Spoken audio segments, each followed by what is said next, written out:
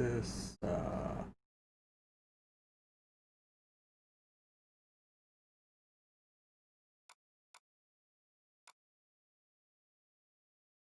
Completely forgot to start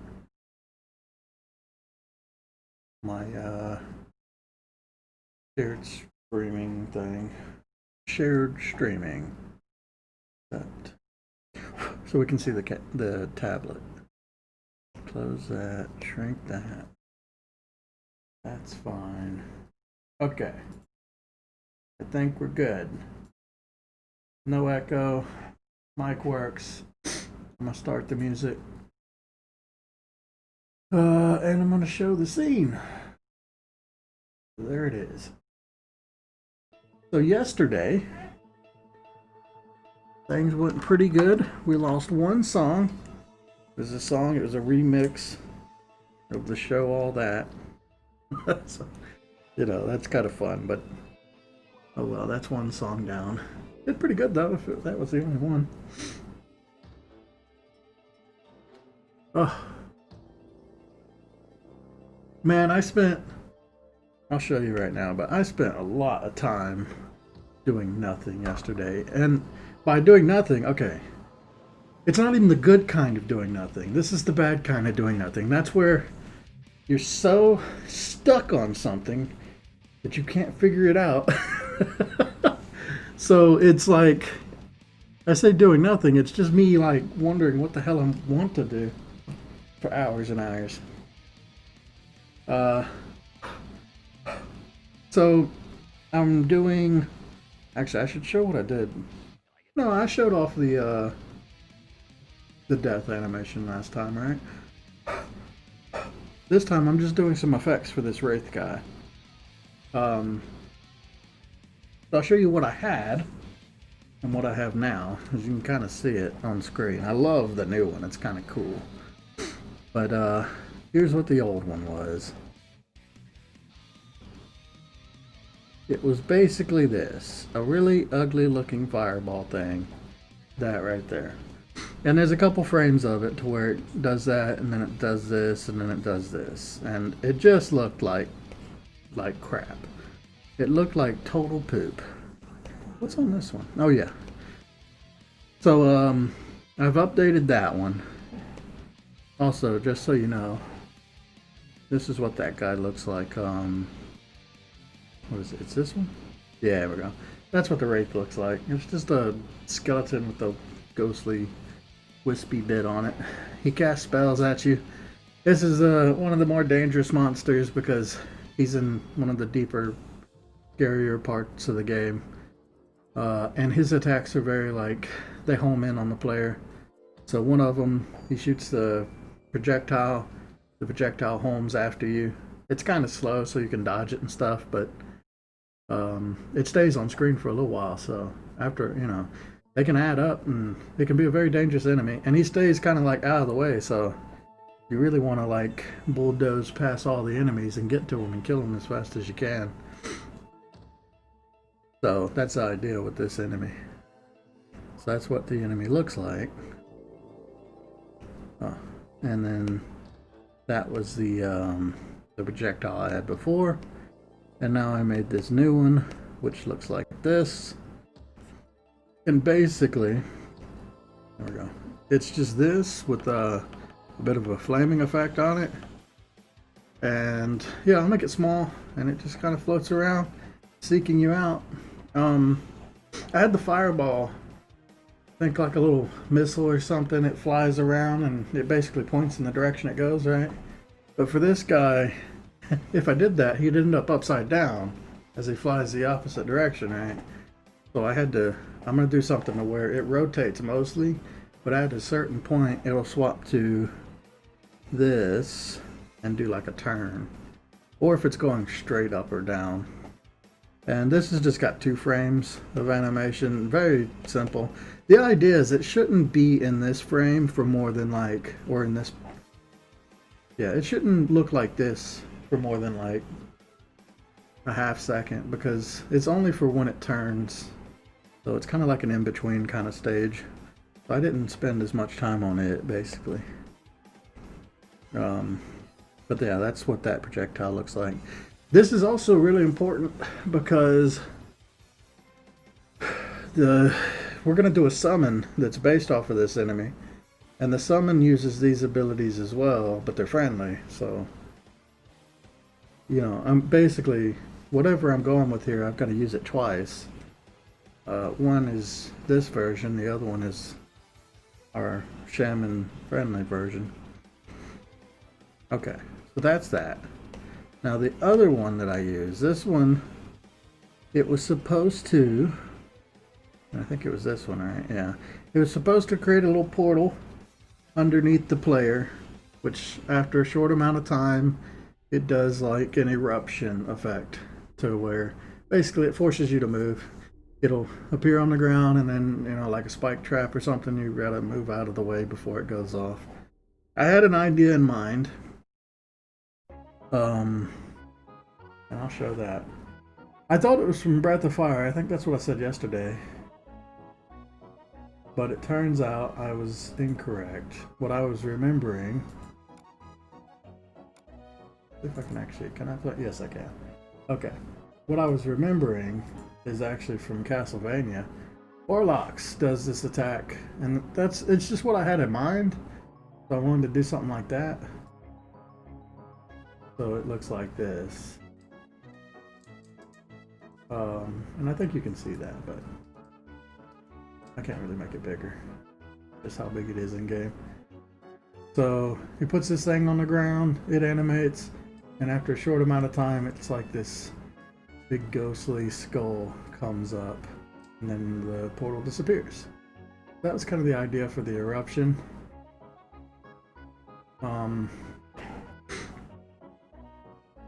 So that's kind of what I've been stuck on.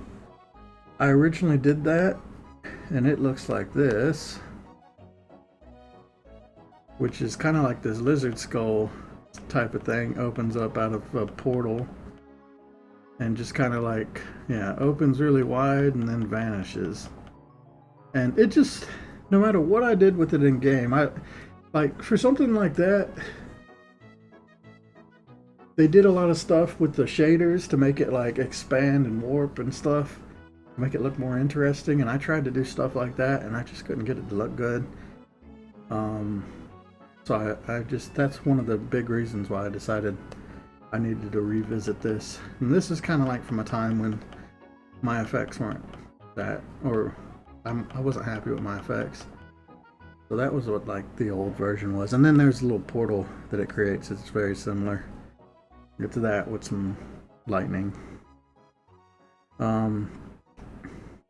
So after thinking about it for a while, I had no idea what I want to do. Like, I don't really want to do that with the whole portal thing or the ectoplasm. I can't really imagine what it looks like. Now I've got this theme of like creating a fireball skull, which looks really cool.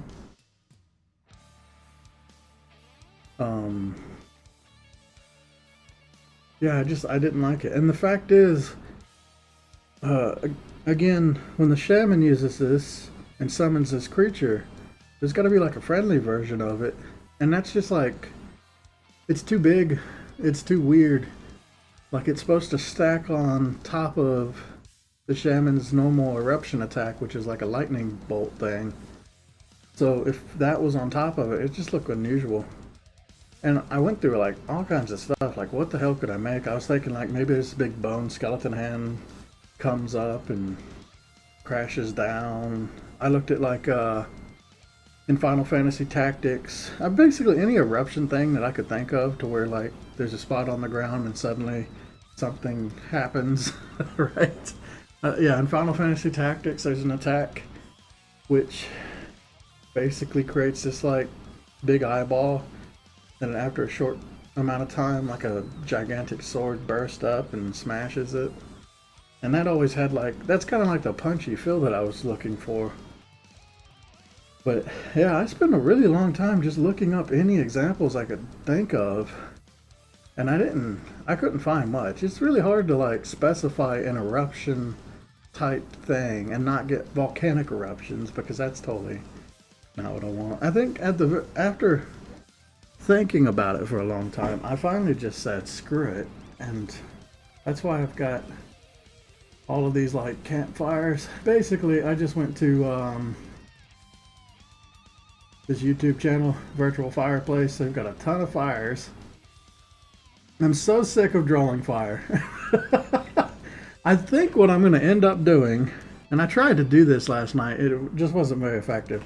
I think I'm going to go outside, get a log, pour some gasoline across it, and just light it on fire and take like a long video of it. And then I'm just going to use that fire, basically taking pieces of it, to do all of my fire animations from now on. Because I just hate, I hate drawing fire. It's so annoying. But yeah, anyway, I grabbed one that I thought looked good. And that's all. We're just going to do an eruption where fire comes out of the ground. I was trying to avoid that because that sounds so boring. But, you know, if it works, it works. Why try to... Why get stuck on it for so long? So that's what we're going to do. We're just going to do... Oops, not that one. Hi. We're just going to do a fire thing.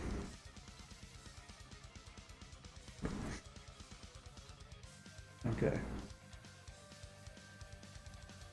Oh, and then, yeah, I just screenshotted some frames from that. Basically 8 frames. They seem to loop pretty decently, and I can fix the loop. And I can show how I'm going to use that. I can show kind of how I use that with this guy, actually. Because this guy's got a flame effect on him. That right there. Which it looks a little bit, but where I had to make it loop, went from this one, I added that one frame on the end, and basically just had that big piece burn off. And it's good enough. Basically, I took another flame effect that I found online, and I just rotated it, and this is what I'm talking about, having like a line of fire, because then I just grab a little piece of it, and depending on like where you grab it in the frame, it always looks a little different. And I just use that anytime I'm doing a flame effect. I just drag it and put it in and, you know, rotate it to where I need it. And basically it's just to get the shape of it, so I don't have to, like, when I draw the fire effects, I mean, I've gotten pretty decent at it, but it's always like, I don't know, like I'm going back and forth with myself going, okay, this doesn't look good enough, and I gotta add more, and I gotta add more, and it's just so much easier to trace when it comes to fire. So I think I am gonna end up doing that at some point. I just need a good setup and camera. And then once I have my own fire, like, I don't know, I could just like find some on the internet, but I'd rather just have a unique, this was my fire, so I know I'm not copying it from anybody else, right? Or, you know, I don't run the risk of somebody else using that same flame effect that I used. Okay, so here's what we gotta do. Oh yeah, that's right. We gotta bring that back. Totally forgot about that.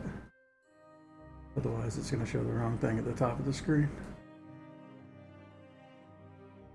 Okay, cool. All right, import image. Actually, I don't have the image on the computer yet, so let's grab that.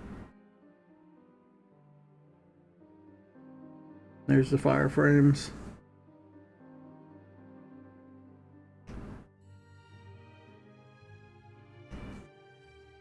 File, import.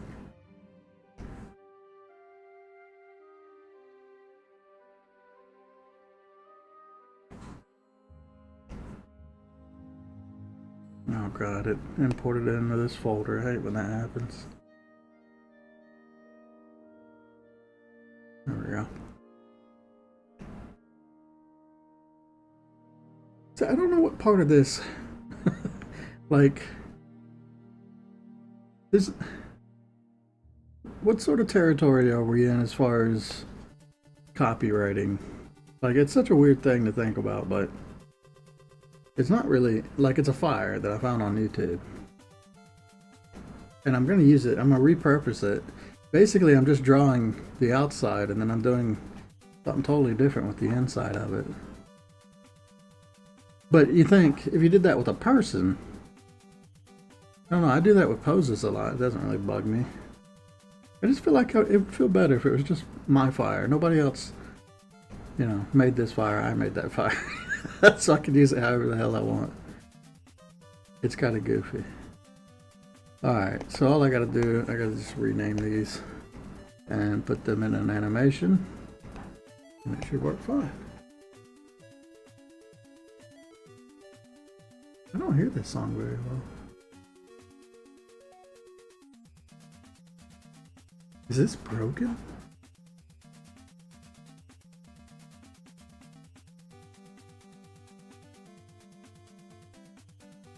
I can kind of hear it, but it sounds like the audio is really fucked on this song. Maybe something happened. Or maybe my headphones came out. No, I think my headphones just came out. That sounded weird. I'll have to listen to that song again. Sometimes if, like, you gotta, like, twist the headphone jack. Huh. Okay. Anyway.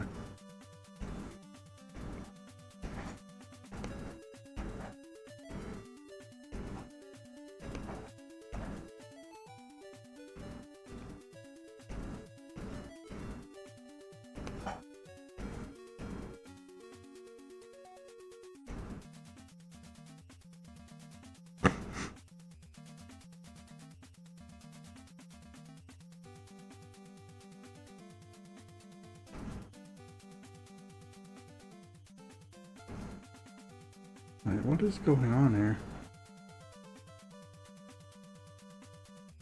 Oh, that's that one, that's right.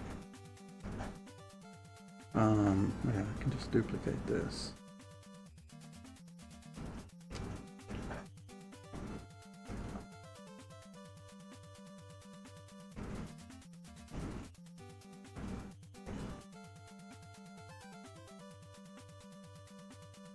Alright, just take that, turn it blue, and then over top of it, I'm going to do the flames the exact same way I did this projectile.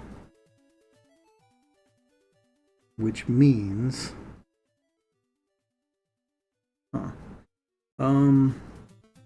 I did this in black, so I think I'll just do that again.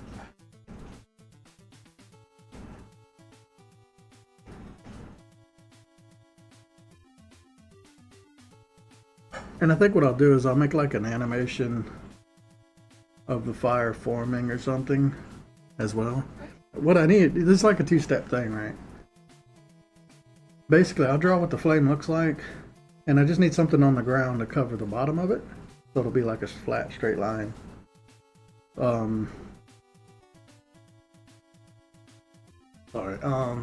But yeah, I just need something that shows up, that's on the screen for a little while, so the player knows that, you know, it's coming. And then the fire just like, probably I'll just have it increase in size on the Y scale. Yeah, I think so. On the Y scale until it gets to a large size, and then it'll shrink and disappear. Nothing crazy with that, just something easy. But the cool funky colors on it maybe will make it more interesting. And if it's the same colors as like his other attacks, the player should know that, know where it came from, that he's the one that's summoning it. So, okay, what do I want to do here? I need to draw a line. I think I'm going to draw it like here. Actually, instead, I need a really straight line.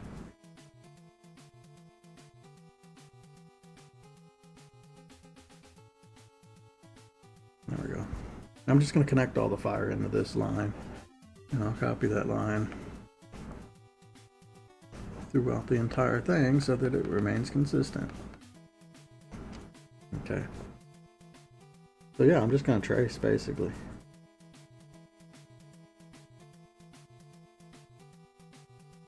It being so much flame,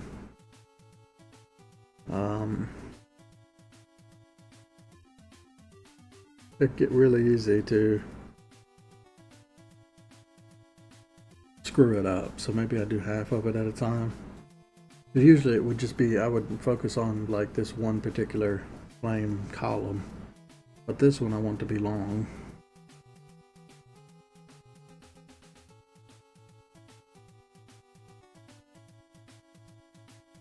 Look how much it changes each one. I'm kind of, I mean, what I did with that video is I slowed the video down to be 50% the speed, and then I just really quickly went, 8 frames. But even doing it that way, this is a very fast kind of flame. It doesn't read as easily as this flame does, I don't think. This one you can obviously tell that it's, I mean, yeah, there's some jumping around.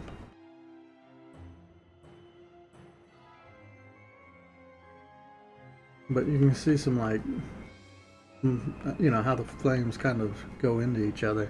I think that this GIF might have actually been a slowed down version too.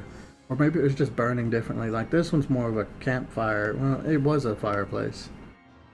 And the fire chimney tends to like pull the flame out really fast. So you're not seeing, it doesn't really go into each other very well. I'm worried that's just going to look too random.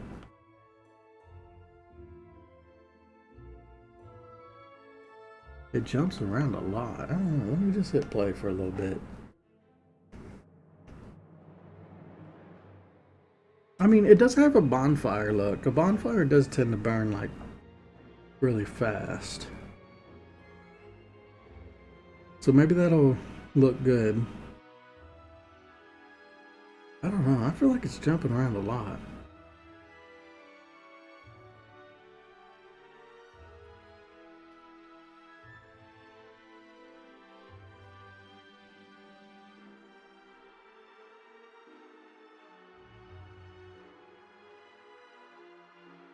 I'm thinking maybe I need to get another fire. One that looks smoother.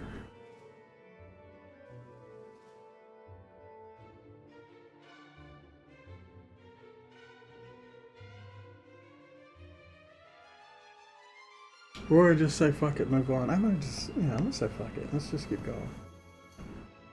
I've spent way too long on this and made zero progress. So really, I'm just gonna find like the brightest spots. Sometimes it gets really faded out.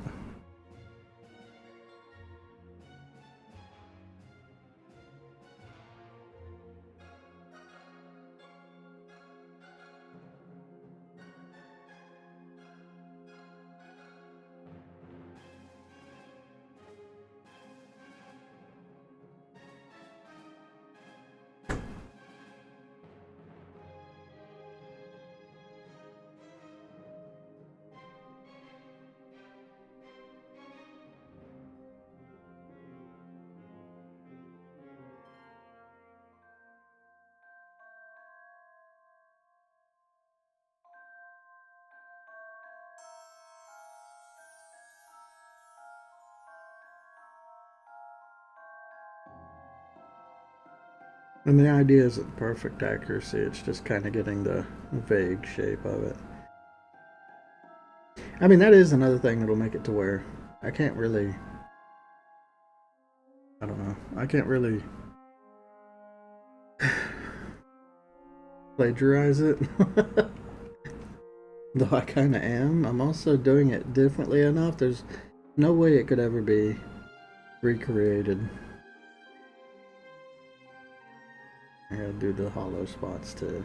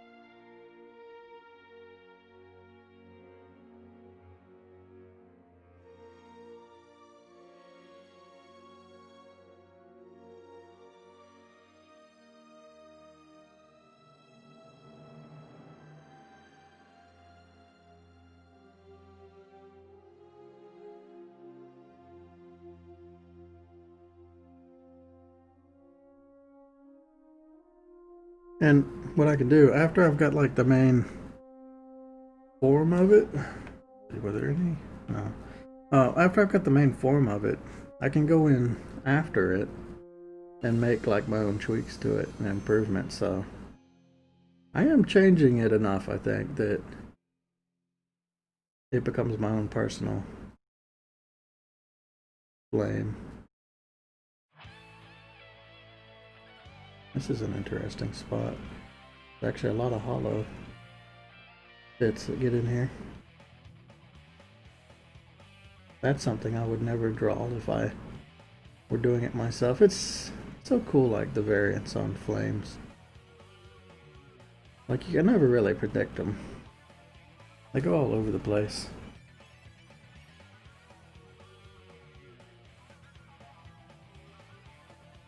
And the more you try and draw it with a pattern, is usually the more it starts looking even worse. Oh, I drew the log there. That was a mistake. I didn't identify that's the log in the background. Just do that.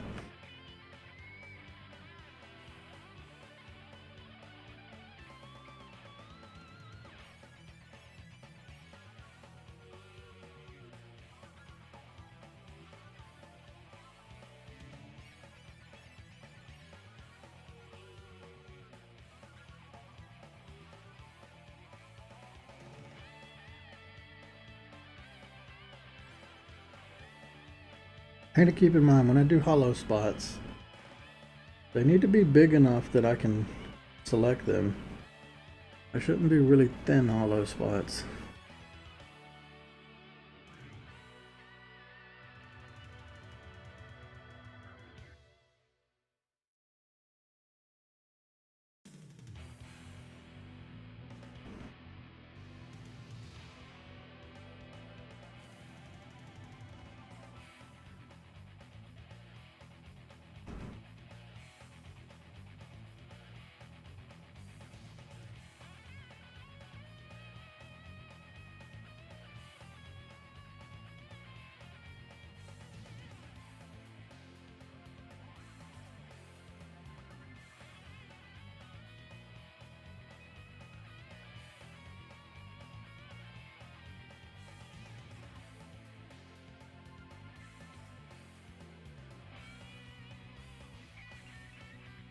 I've been watching. I found a reviewer while I was looking up. I don't know how it happened. While I was looking up these eruption effects, I think I was probably looking up gameplay from a game, an NES game, and I found this reviewer. What is it? Oh, it's SNES Drunk. He's got 200,000 subscribers. I've never heard of him until now, but he's been making these reviews for a long time. I don't know if he's still active. I've just been watching his old reviews, and it's pretty cool. There's a ton of games that I just did not know about. These retro games. I've been making a list of the ones that I thought were interesting. Maybe I'm just gonna play some old stuff.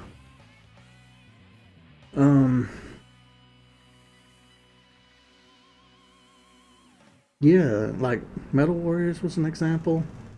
There's also, I want to play that shooter. I don't remember the name of it. I'm gonna have to look it back up again. But the one where you get to play as like a little Robotech robot. I want to play that. It's just to shoot 'em up. But I love, like, that robot. It's very similar to what I did when I did my plasma gunner, so I just didn't know about the game. But I love the idea of like a little robot mech shit in that type of shoot 'em up game. I played once. It was in an arcade. It was definitely newer than. I mean, this was probably back in. I don't know. This could have been in high school. I want to say it was after high school, though. Like I went with my nieces and nephews to the local arcade thing that they've got here. But anyway, it was an arcade machine that has like a whole bunch of different types of games on it. And I remember one of them was a shooter, which had a really cool uh, shoot 'em up game where you play like a little Gundam ship, and it was really awesome. I think I've since looked up the name of the game, and I found it once, but now I've forgotten what it was. Again, it's very hard to find a particular shooter because there's been so many of them. Or shoot 'em up, not shooter, you know. But it was really radical. I remember there's like this part where you can destroy this gigantic ship, and the ship will drop its main cannon, and you just pick it up and start firing it at the enemies. It was so cool. I was like, oh, that's awesome. That's what made it really stick in my head. I mean, it had like you had a little saber attack too, which I thought was really cool, like a melee attack with your laser saber, which I thought was pretty sweet. I thought, besides that one in the game that I make, I hadn't seen any of them that actually use like a mech for the main ship and to shoot them up.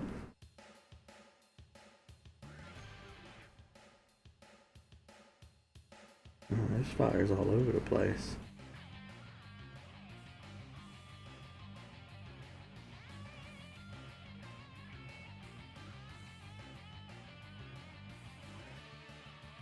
Look at that.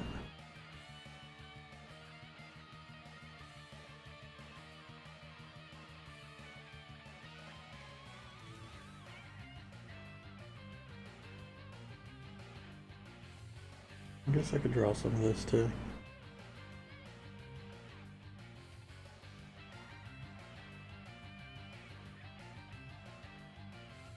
This is kind of an expansion of that. See, when I go in after this, I'll find all these little spots where I'll just make them line up where a hole starts to form, like in between this one, a hole forms, and I'll just follow the hole or whatever, and I'll make it look like it actually goes, or it blends from the previous frame. This one's so chaotic though, that like, you can kind of see it. This little bit right here starts to form in this frame, and then in the next frame it's shot up to here, like one of those tumors. And then it's kind of gone by the next frame. It just feels like it's happening really fast. Maybe too fast to be a good readable animation, but we'll see. I can adjust it a bit. Maybe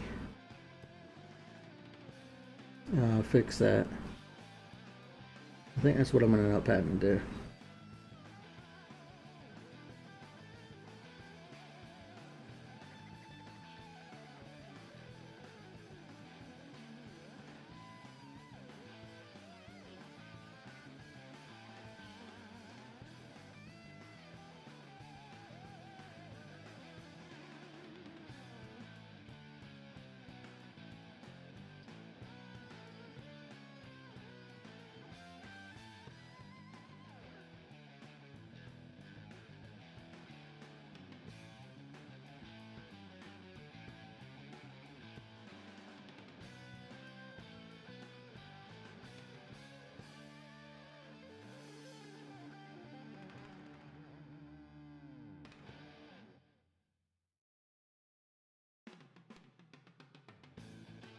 So we're listening to like all of Bloody Roar stuff now.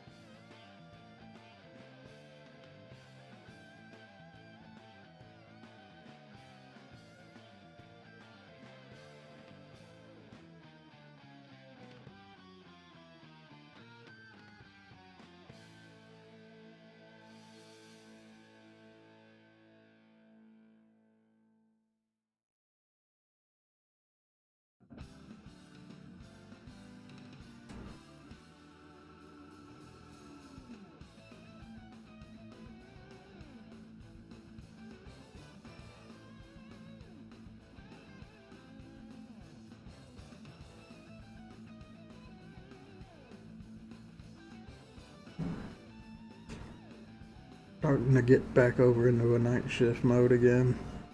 For a little while there, I was waking up real early in the morning. My typical schedule tends to shift a lot. Sleep schedule. I always say it's like I'm on Martian time, where it's like a 36-hour day instead of a 24-hour day. So I'm constantly going from being up at night to being up during the day. Usually I prefer being up at night though, I think. I just think better at night.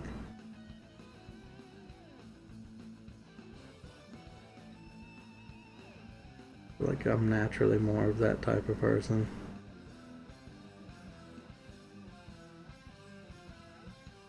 Like I do my most creative stuff at night.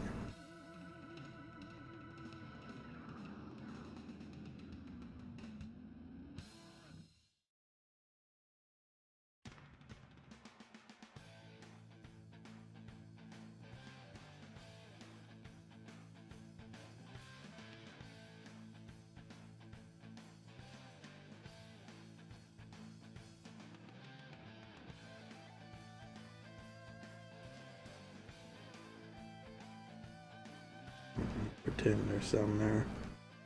Just because that log is always in front of the fire.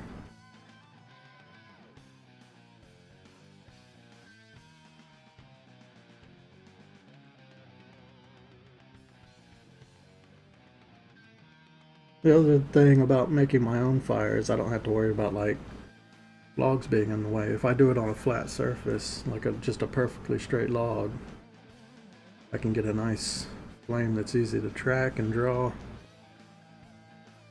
think I'm going to do that. I just need, honestly, if I'm going to do that, I need to do it now while I'm awake during the days. I need a big log.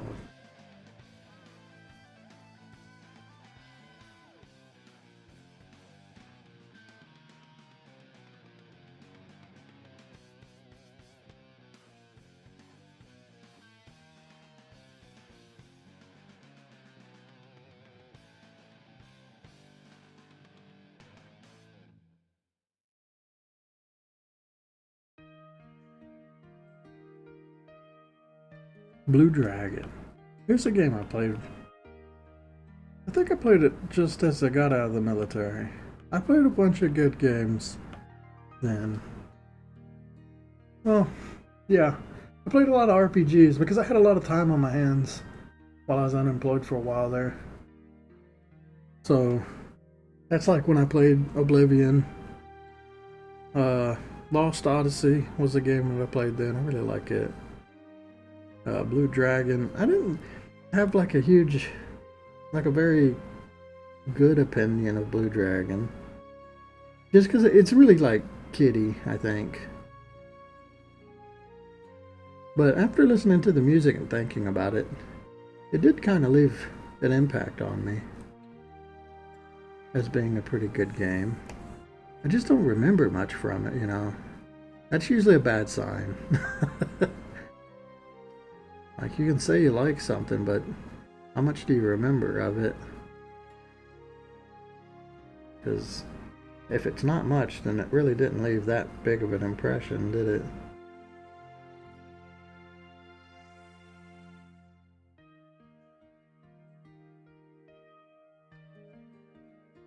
But the music's really good.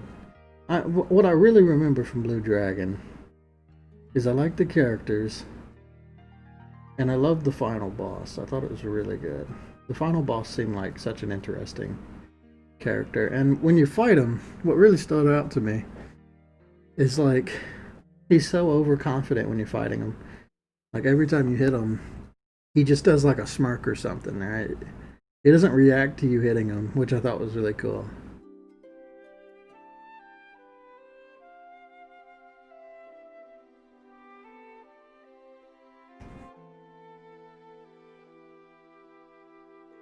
And the whole idea is he's supposed to make you feel kind of helpless. But of course, the way I play RPGs is by the time I get to the final boss, I am over leveled like to hell. So I wasn't really worried about it. But yeah, Blue Dragon, it very much reminds me of like Dragon Quest. It's very similar. It's got Toriyama doing the artwork, just like Dragon Quest, or a lot of the Dragon Quest stuff. I think that's the reason I picked it up to begin with, just because it reminds me of Dragon Quest and Chrono Trigger.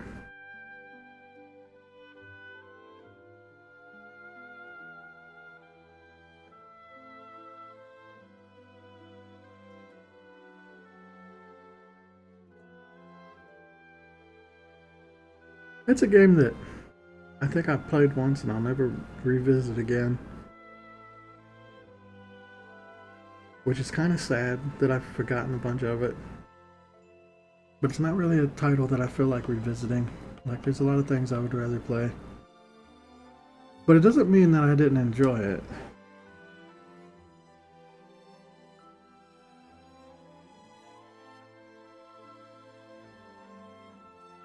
More like a one-off experience.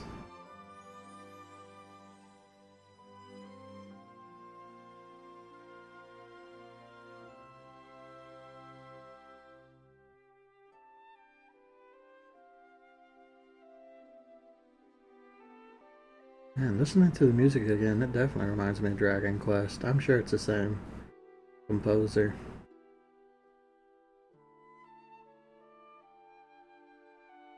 There's a couple composers I find after. Oh yeah, there's some hollow spots in here I ignore. Some composers I definitely like, and I would probably find more music that I like if I just looked up the composers specifically instead of just the games they worked on.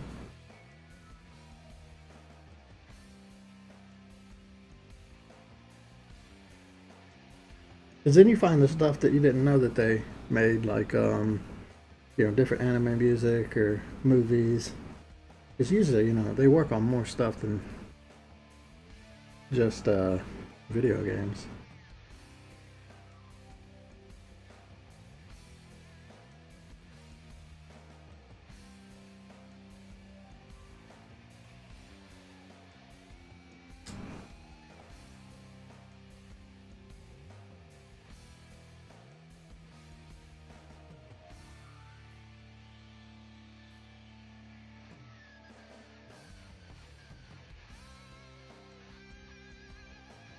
I like the guitar in it.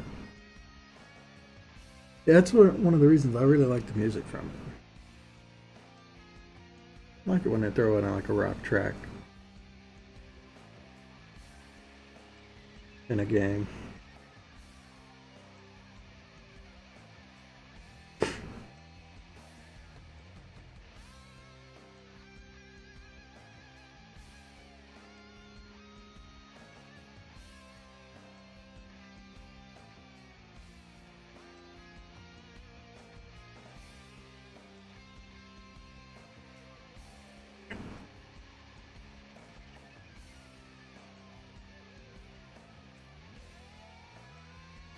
I wonder if other effects artists do this. I'm sure they do.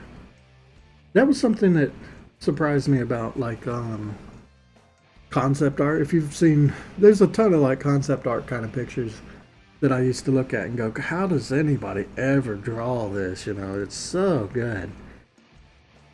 And then my bubble shattered once when I realized that they just, it's called like composting. Basically, they take a bunch of photos.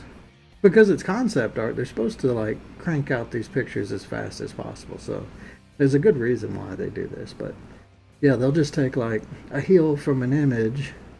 They'll do a lot of tweaking to it to make it where you can barely even tell it came from that image.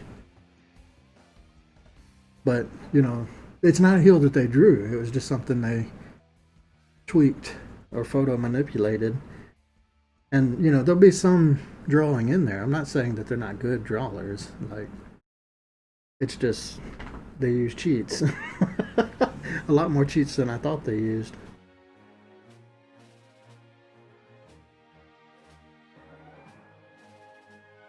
While I was doing artwork like if I was doing background artwork, I'm trying to emulate that, and I'm like, I just don't get how they did it. Now I get it. But I was wondering, like, uh, if like the really good effects animators cheat like that too. Like what I'm doing here, tracing a fire. Basically, I don't know. It's not as bad. I'm starting to get it out of my head as tracing. I think I've got a really bad like stigma against tracing, which is it's a really poor thing to have. Because I think tracing is such a good way to learn how to draw.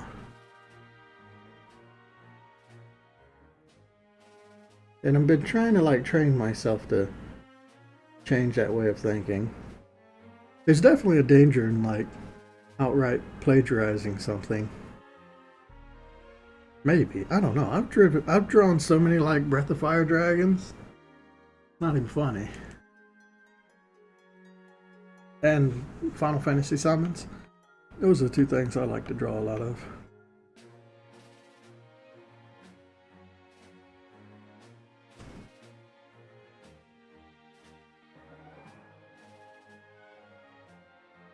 But I wouldn't be surprised if like some really good effects animators, like particularly ones in anime, I find that those effects are usually so good that, and they happen so fast, like usually you just kind of absorb them.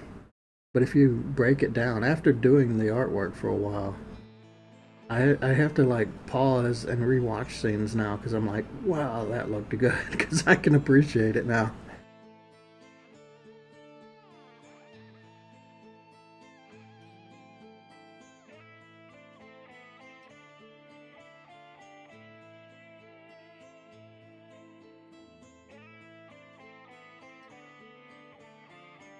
Oh, but what I was saying, I'm sure they have like a large pool of reference material that they use for helping them do a lot of that. Like especially when it comes to billowing smoke and things like that. That kind of thing is so hard to draw if you're going to try and do it. Even just looking at it is kind of not enough. I'm sure you can learn how to make a good, billowing smoke with practice. I've practiced it a bit. But when you're trying to do it like, I don't know, as part of a project, you really don't have the time to. I think it would be better to just find a video of one and use the majority of it as a, I don't know, a foundation, and then you add some of what you know to the top of it as well to make it more unique and more fantasy or sci-fi, whatever fits, and make it more fitting for what you're working on. But it's kind of like to shortcut the process.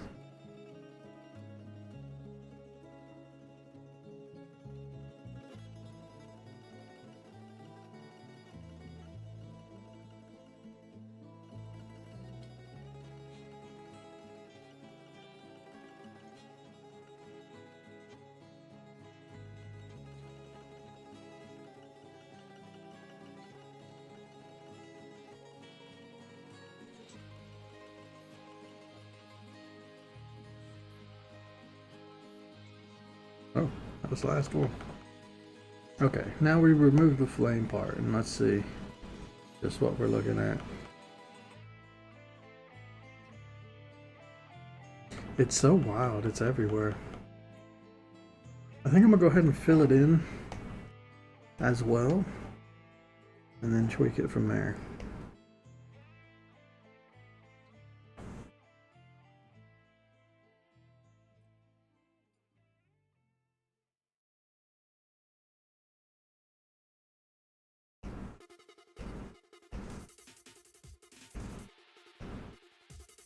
Because it'll help me see shapes like this better if they're filled in.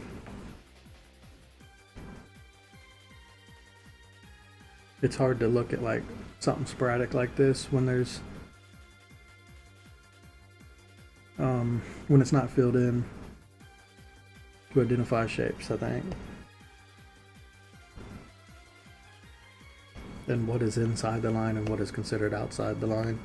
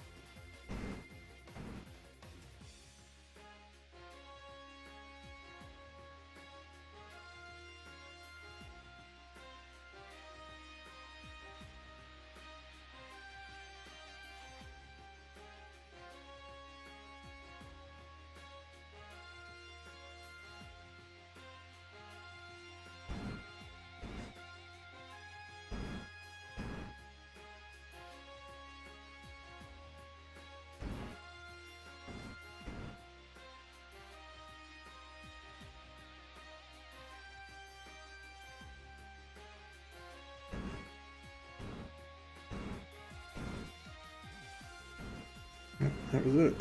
Okay, now we should be able to see it. Man, yeah, it's just all over the place. It doesn't flow very well.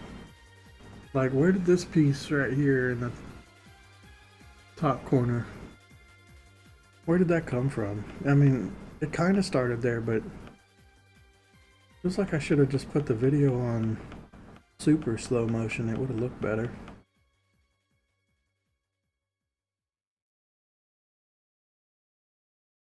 I don't know. I'm gonna try and track a few things and just see if I can make it look a little smoother. Like, I'm not gonna get it looking super smooth just because, look at it, it goes all over the place. But I can at least track a couple of lines and stuff. Like here, let's have this start to show up. Coming out of it. That way it looks like it breaks off.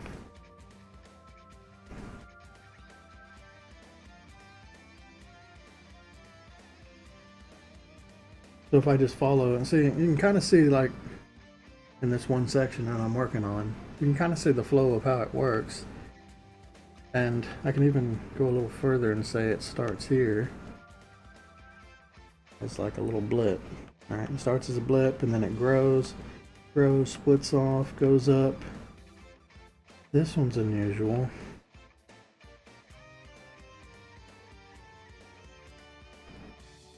I think if I do this, this will help me too. Even though it's really confusing when it's this big. Maybe not. We'll just have to do it this way. So that makes sense. This doesn't. So we got kind of like break off of what we had here. Do that. That one is this one. I guess that's fine. So I need this one to form here.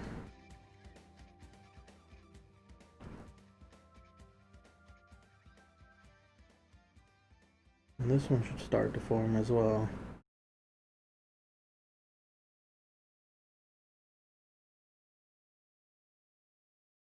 And it stretches out, that's fine.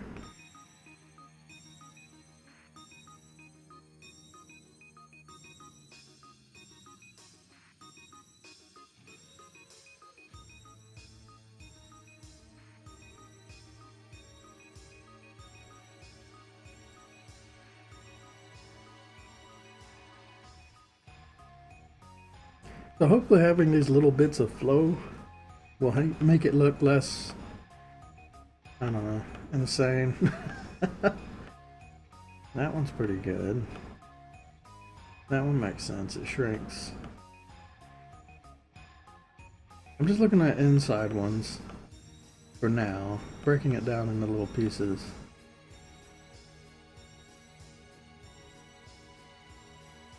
Some of these just make no sense. Like here you have one that forms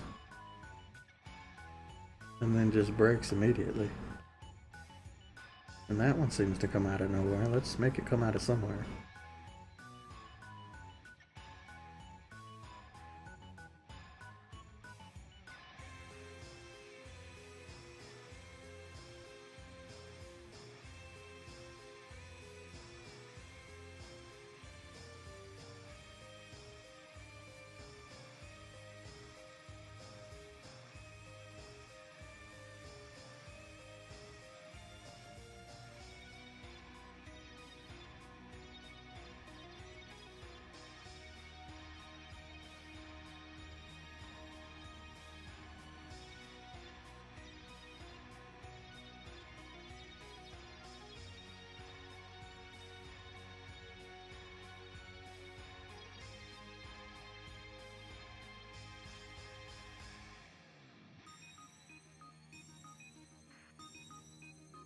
Of course, going from 8 into 1 is always going to be the most jarring one, because a fire doesn't actually loop, you have to make it loop.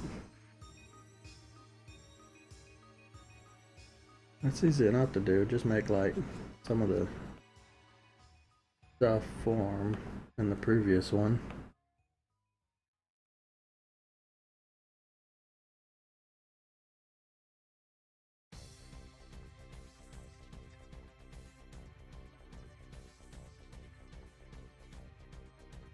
At least now we got some lines that show up.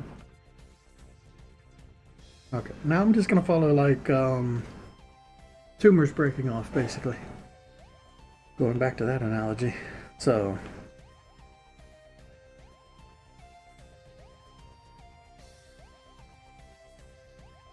this one just kind of goes out of nowhere. I'm gonna make it have a break off. It can kind of shrink a bit.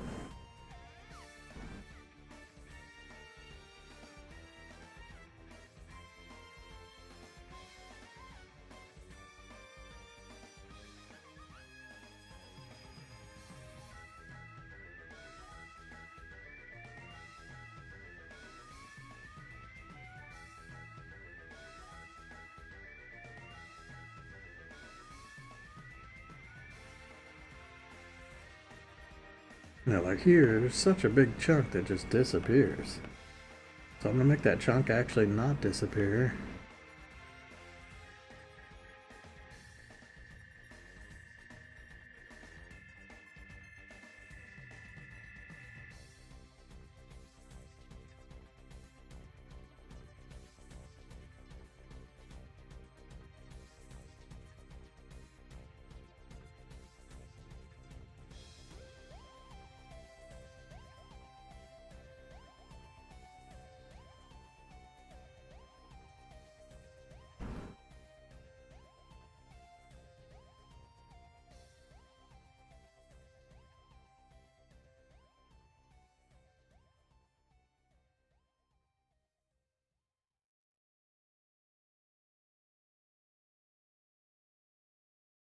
At least there's some like eye catchers. I think that's what I'm gonna call it. It's eye catchers. The lines inside of the flame and the little embers that come off are something that makes it feel more consistent, I think, and less jumpy. If I add just a few things that you can follow with your eye, like this big one, you can see it. It forms here in a very unusual way, but then it breaks off there and then it's gone. It's just gone here. I want it to be somewhat here.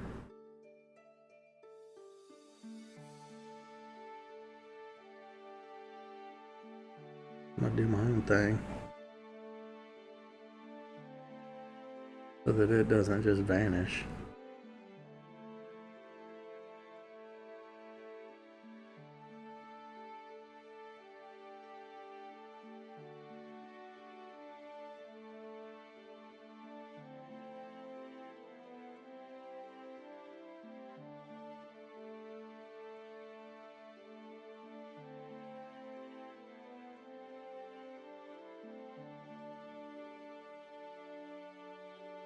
The middle, I'm just going to focus on the middle last because the middle is all over the place. It's hard to even follow it. There's a nice chunk. It's right here, then it goes up, and then it vanishes. It should at least have something, a bit of leftover.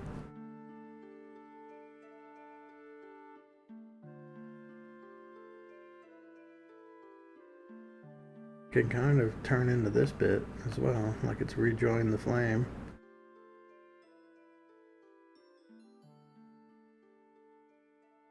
I'm cool with that.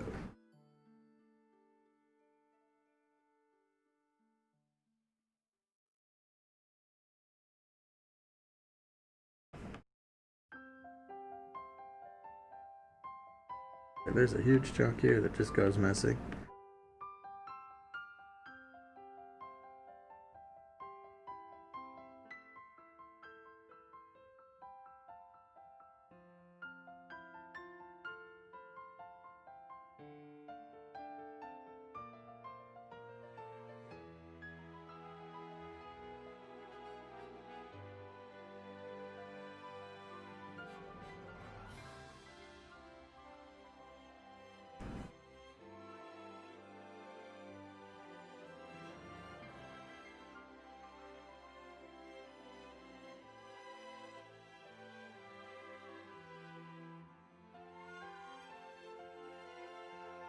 Okay, like where the fuck does this chunk come from? I think it's down here and then suddenly it's there. It's like, that's just way too abrupt.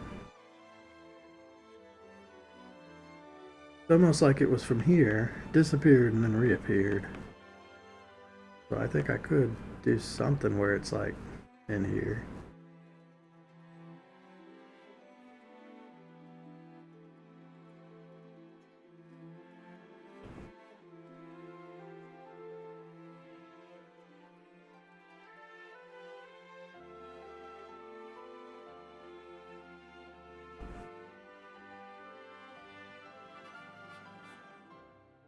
And yeah, it's just gone, vanishes like a fart in the wind.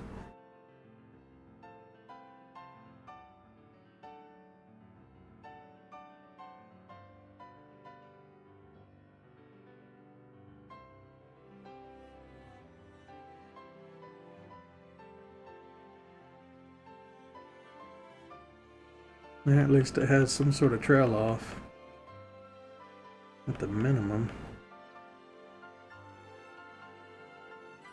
It's just so chaotic in these couple frames. Alright, I'm gonna try and look at the middle now.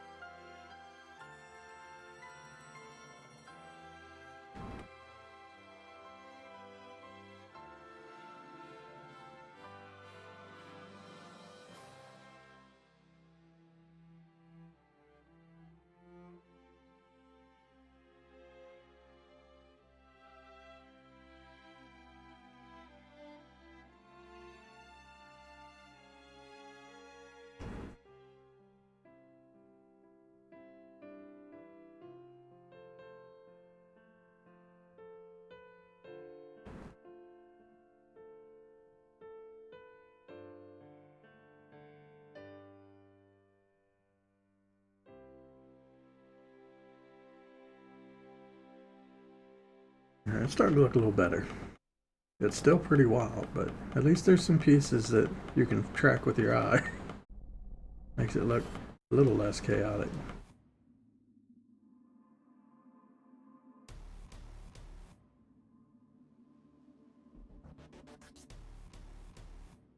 Alright, I think that's gonna have to be good enough. I could work this thing for a long time, but the idea is it's supposed to be pretty kind of like sporadic. Like a fire that's jetting up. So if I work it too much, it's gonna look like it's gonna look calm. Like a calm fire.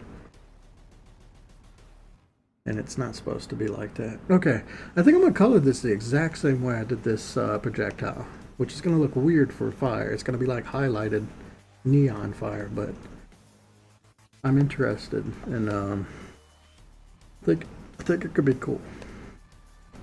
I always do this. I forget to create a copy of a folder before I fill it up full of stuff. End up just making a duplicate and erasing everything. And with that thought in mind, I'm going to make another duplicate for later. Okay, so this blue, if I can remember my colors, it was this blue, and then there's that blue. Okay, so to start with, it's just make the whole thing this blue. So really, I could have just drawn it in that blue, but I think it would have been hard to see if I did that too.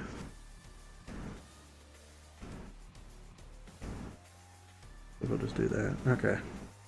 So this is really easy what I did before. I've never done it like this before, but I just select the whole thing. After I set this as a reference. Select the whole thing. Grab all the middle areas.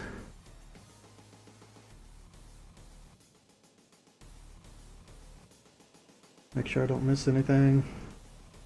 And then invert it, shrink it by 5, fill.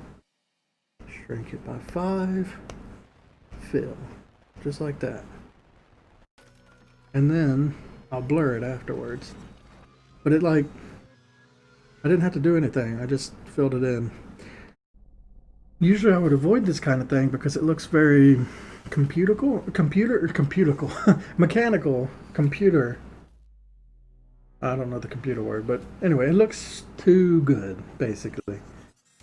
But when it comes to effects, you actually want things that look too good. It's unusual, but when you do like an attack line, you want a perfect, clear-cut edge. Not the kind of, I mean, you can draw it like that, but if it's just like a perfect, it looks like you used the line tool to make it, it actually looks best the more, I don't know, accurate it is. So I've had to like change my way of thinking when it comes to do effects. This is really messing with my eyes. It's making my eyes go cross-eyed. I'm not gonna look at it that long. I don't think you can see it. It doesn't come through the stream as well. But yeah, on mine, it's very hard to see. I think what would make it easier is to do a black background. There we go. Now you can see it better. It's actually kind of cool. Oh yeah, now you can see it.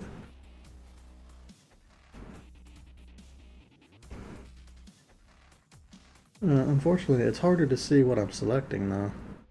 So I gotta be even more careful to make sure I don't miss any holes. Or I'm gonna end up going back and redoing it. Invert, shrink, fill, shrink, fill. Oh, this is, nah, it's not a big problem. It's doing the line on the very bottom of it, but I'm gonna cover the bottom up anyway. So you should never see the very bottom.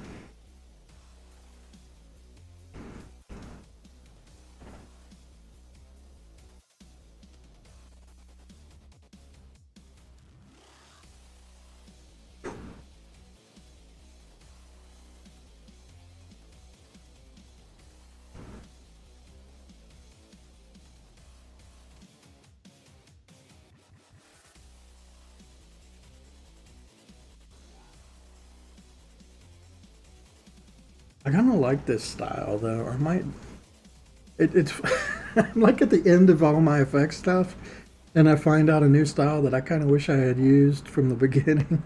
That's gonna happen all the time. It's annoying. Like, oh, that's a neat way to do things that I wish I was doing from the start.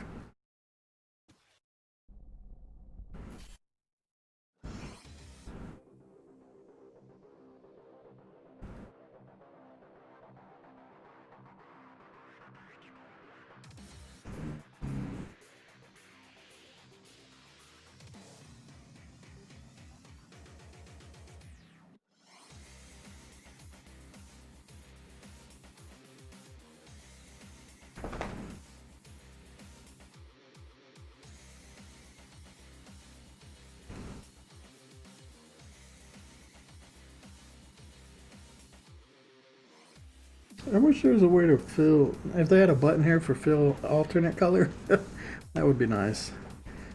Just so you don't have to keep going up there and changing the color.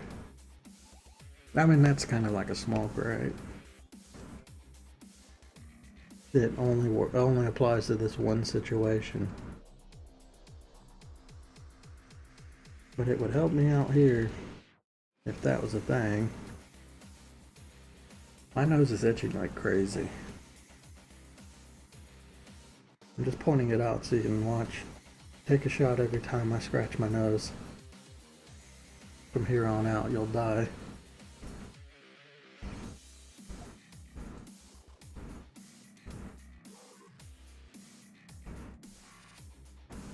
No, I'm trying to not do it.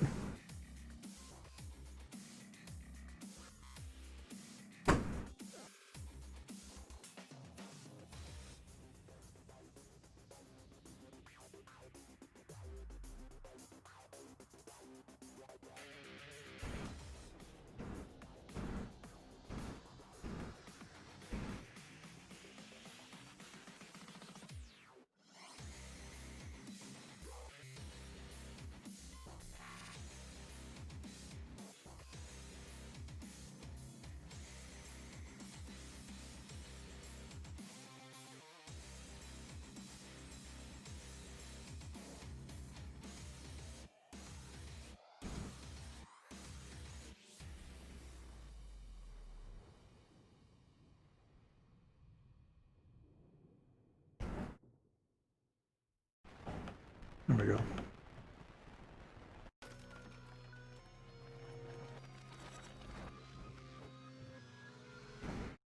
And then I just added a glow to it, I think. Yeah, just a really soft glow around the whole thing. Of this kind of blue. This is set up. I'm gonna do the bottom real quick.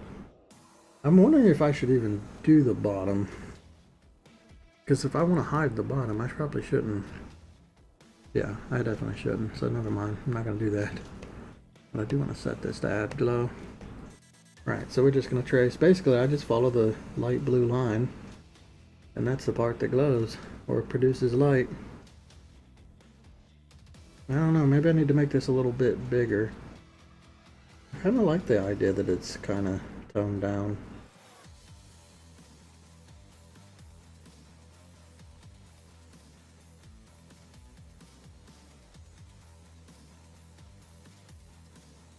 It gives it this neon look.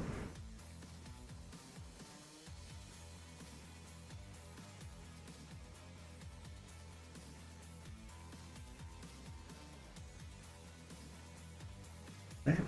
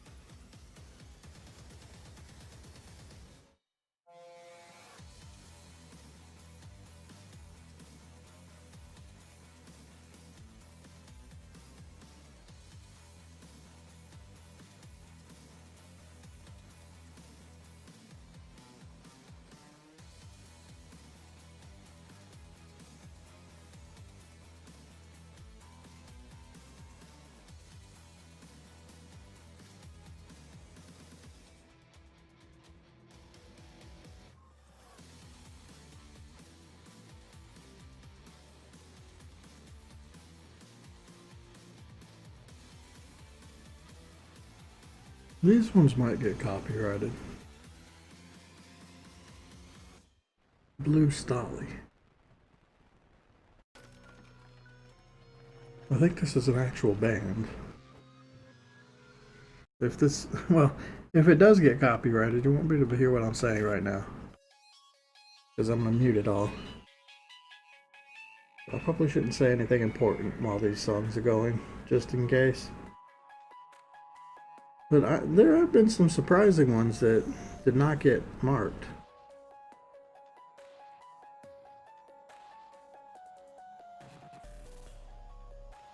In the last stream. I don't remember what they were.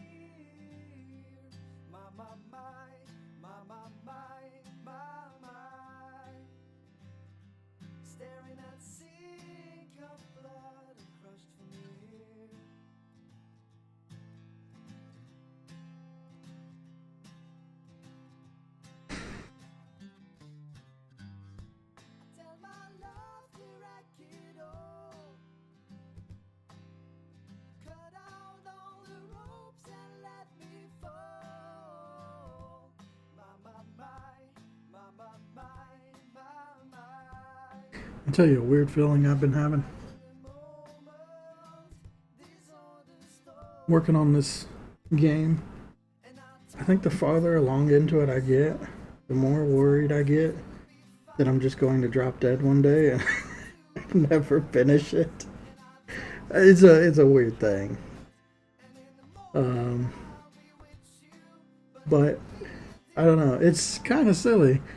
But I bet there's a lot of people in history that have had this come up too. I wonder if it's a common thing.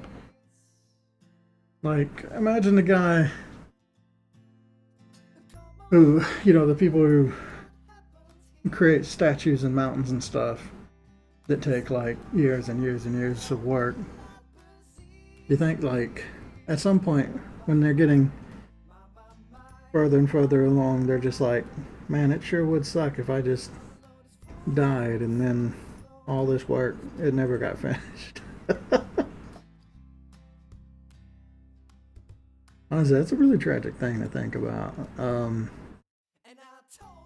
There's one of my favorite, I don't know, artist, author.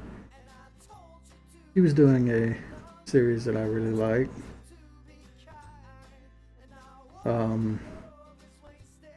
Ended up getting through like, I don't know, a ton of volumes of it. I'm pretty sure she holds the record for most volumes of any like novel universe. But before she ever finished it, she just died. So there was a lot of people left hanging on the story of that. I'm pretty sure her husband took all of her notes and like released them, because I think that might have been something in her will in case that happened.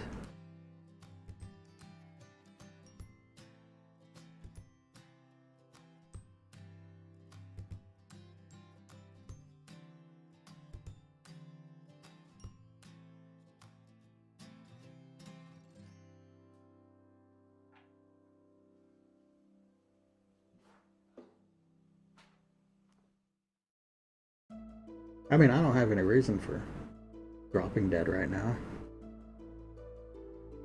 But I look at like Total Biscuit. I mean, that wasn't that fast, but he, got cancer out of nowhere. Fought it for a couple years. But even more, what was it, Jeff in Control? EG in Control? Man, he just had something in his brain. I don't know exactly what it was. It was that, or it was a heart condition, something like that. I don't know exactly. I forget. But he really did he was there one day and then he was gone. Hearing stories like that will make you just, because if it can happen to them, I could just die. I think everybody, once you reach a certain age, you start thinking about that. I don't think anybody ever considers, like, the older you get, the less likely that mentality of, I'm gonna live to 100, or, I think that the people who live to that age, at some point, they never expected that they would make it that far. And, they're just like surprised when they've gotten to that age and, well, I'm still here. I worked with one. He was very old and he was still working and he was still smoking like unfiltered cigarettes. He was one of those type of people. You'd be like, how the hell? He was in the Vietnam War. He was in air crew. So he wasn't in the most dangerous portions of it. But still, he survived through a lot and he's still alive. I think he's still alive now. And it's been 10 years since I worked with him.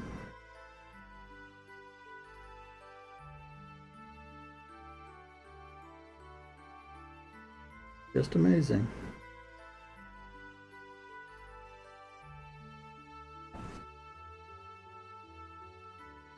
And I'm sure he never expected to be the person.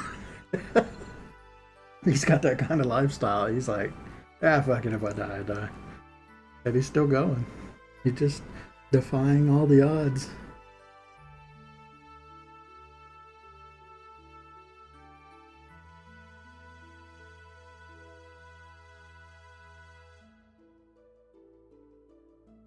That must be wild, right? When you get to that kind of an age, imagine that there's like, I mean, even for me, it's weird to me that there are kids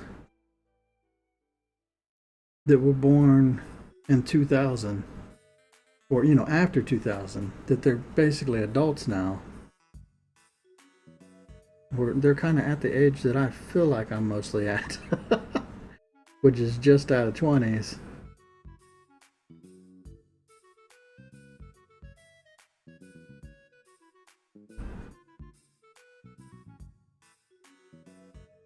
But when you're 100, there are kids that are way below. Like, you could be their great grandfather and they're dying before you. That must feel weird. Because they're dying, there's a lot of them. A lot of people die young.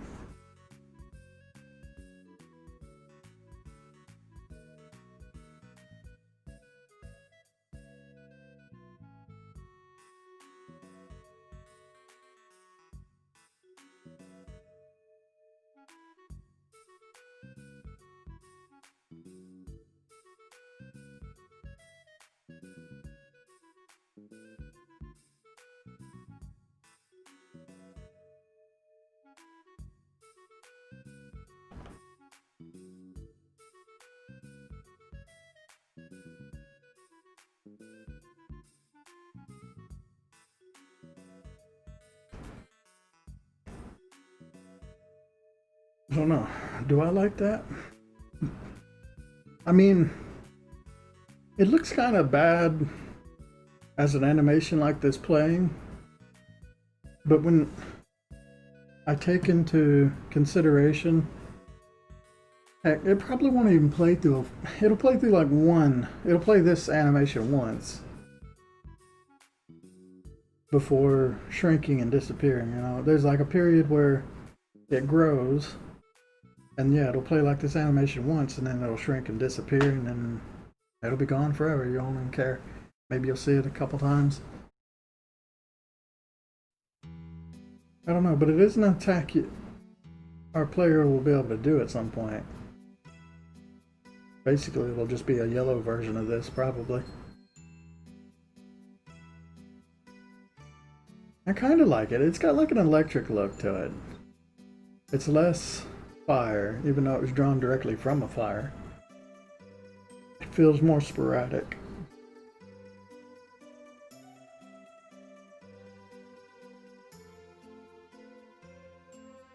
Okay, well the question now is, what am I to do for like the cover up of the base of it? I think I'm just gonna go with that. And what I do like is it matches this, so they fit the theme. Okay, let's just combine these.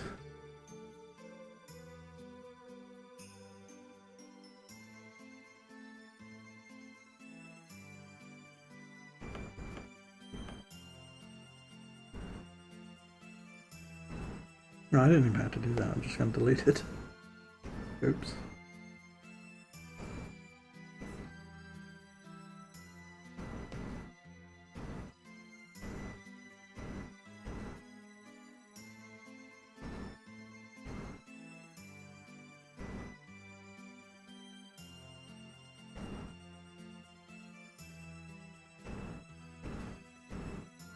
Also, the thing about living to 100 is just seeing how much the world changes.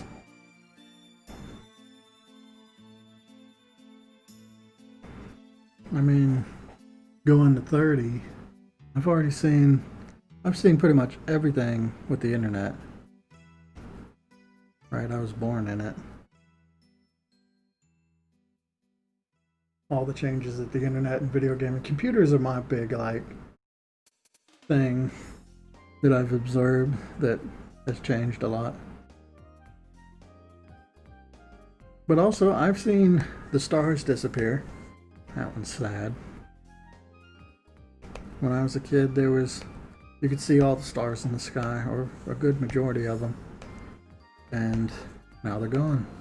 And with that is also just like how much the area I live in has gone from country to suburb. That's kind of wild to me. It's gotten to the point where I kind of feel like I'd like to, if I had the money, I would probably fuck off and go further out into the country. Like, I like being close to restaurants and like that's good. But I do not like traffic. I hate traffic. I don't like people really. I don't know. I don't care. I feel more comfortable out far away from people.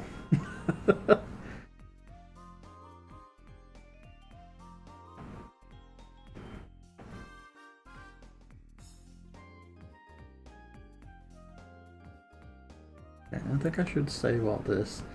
I made a mistake earlier of erasing a lot of my original stuff, so, and there's no real reason to. It makes the file size a little bigger, but who cares?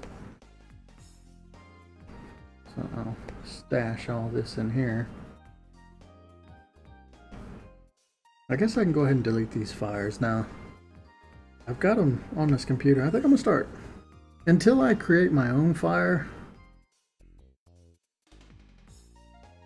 like this, I'm just gonna save the ones that I pull, because I can always like take little pieces out of it.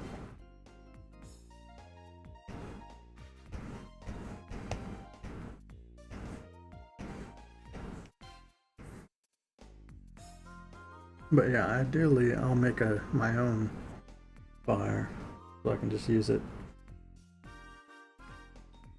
freely.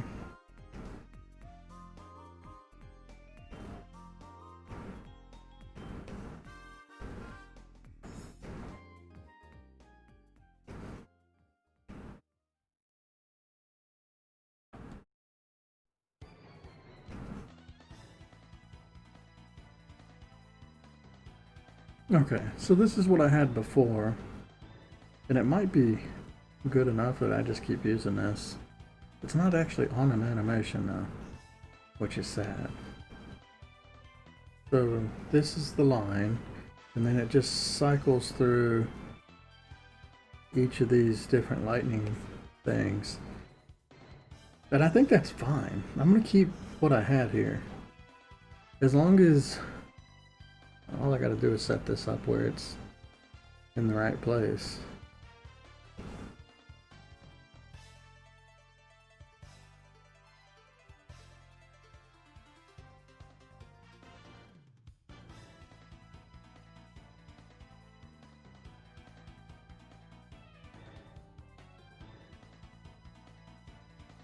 And what I did in game, I did it just like they did in Castlevania, where I have this little bar spawns in and it grows, you know, wide to fill this area. And then once it's the right size, it does a couple lightning strikes, which are random. Basically, it switches between some of these.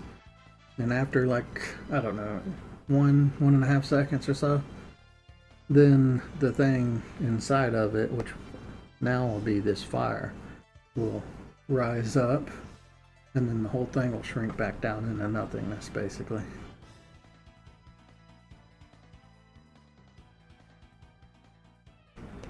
So I think I'm just going to keep that. Well, I mean, this wasn't too bad.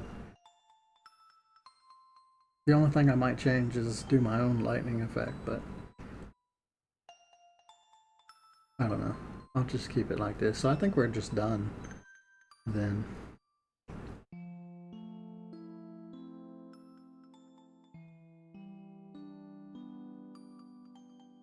Cool. Yeah, I'm gonna just move on.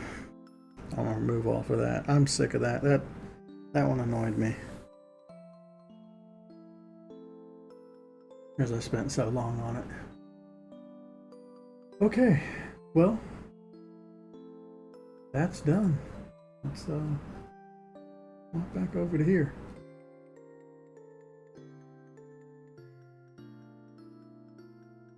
Wraith is done. I almost made the mistake of thinking that I should just go ahead and erase all this, but I need this because when I put this stuff in game, I need to remember what I'm putting in the game, and that's what this list is. Yeah, that was to remind me what song I was on. I remembered. Anyway, So that's all the stuff we did over the past, what, 2 weeks? What it feels like. The next is going to be this lava cultist dude. Honestly, I'm wondering, should I do the lava cultist dude?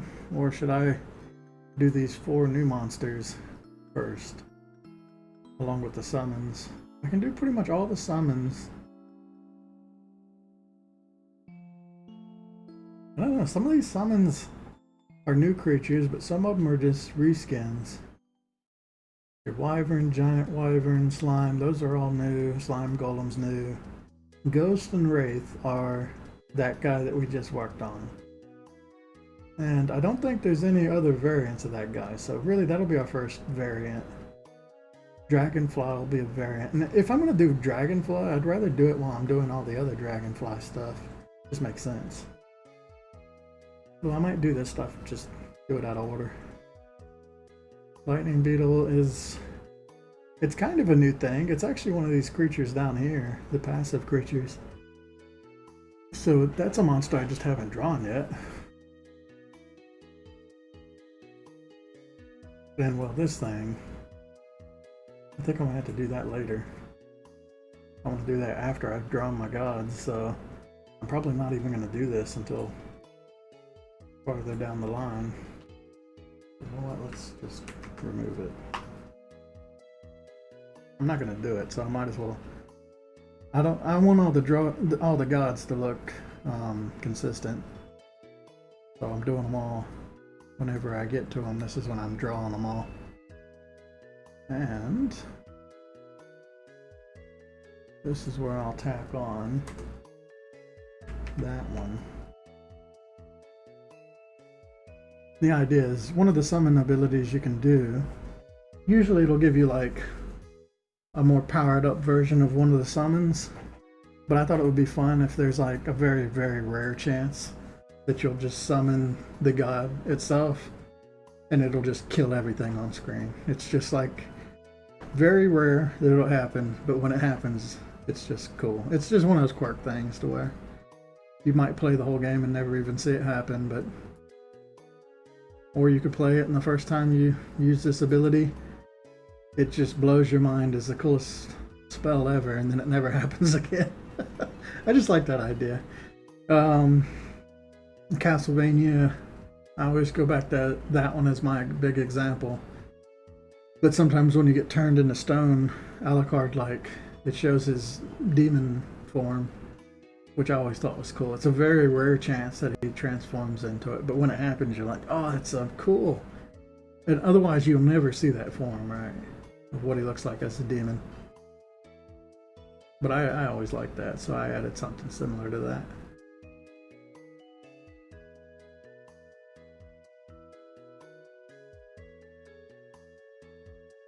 I don't know, yeah, I think I will do the lava cultist next. Because I don't feel like doing new monsters quite yet. The crystal monster is the one that I least know about what it is. That's why I'm kind of like hesitant to just go right to it. I've got to figure out like what crystals look like. I've got to figure out what these monsters look like. They've got to look like... these things are related to the final boss, so... I'm really like jumping the gun drawing these. But they've got to tie into the final boss like they're part of his army. And basically the crystal monsters are the things that are turning everybody into crystals, so... they're really important for a story reason. Even though it's a pretty simple monster. Like, all things considered, it should be a pretty simple thing. I just don't really know what it looks like. It's going to be some flying thing. I was thinking the little tentacle thing, but I don't know. It's kind of boring too. Something that flies around. It targets something and then it just turns them into crystal. It can do it to you. But it's really like, it's turning you to stone, basically. It's not even like it freezes you in place. You have to shake to bust out of it. The idea is it's not even dangerous to the player, really. But what it's dangerous to is like everybody else, because you can bust out of it because you have that, you know, your god helping you. Everybody else, when they get turned into a crystal, they're stuck that way, and that's why you go around saving them. So basically the idea is they're very threatening, but they're not threatening to you. as much so. Now I'm not quite sure what they look like. I need to like look at all my images of what my god or what my alien dude's supposed to look like. Base it off of that, and what the alien god looks like probably too. I'm thinking the crystals. Well, you know what, I can pull this up. Let's see. I've got a bunch of reference stuff that I've been saving up. So I was thinking the crystal, I'm just going to do what Breath of Fire 3 had. Something like this, maybe a little darker. So probably just like a black looking crystal that gets purple and maybe like white corners. I kind of like that. That was kind of what I was thinking. I could also go the opal way. Opals are just so pretty for like a crystal. And make it just more purple instead of all the different colors. Because the idea is this, the alien god or the big evil god is purple in color. Like mostly purple and black because that's typical evil color. That's kind of messed up for people who like purple. And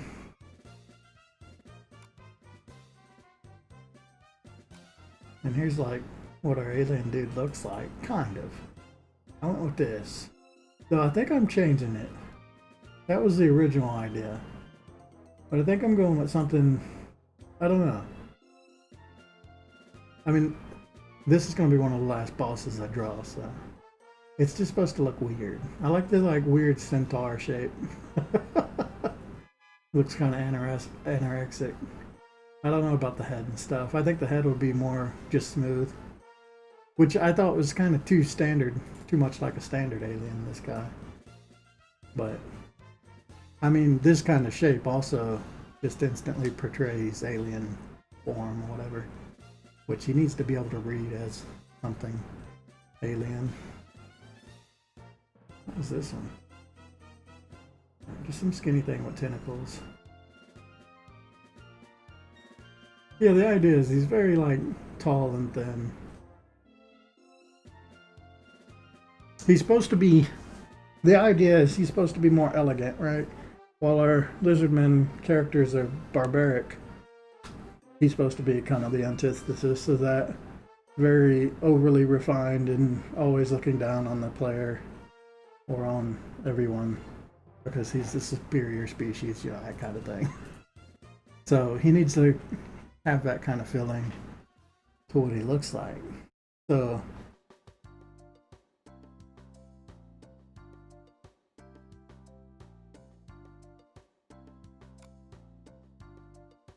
after thinking about that, what does that crystal monster look like?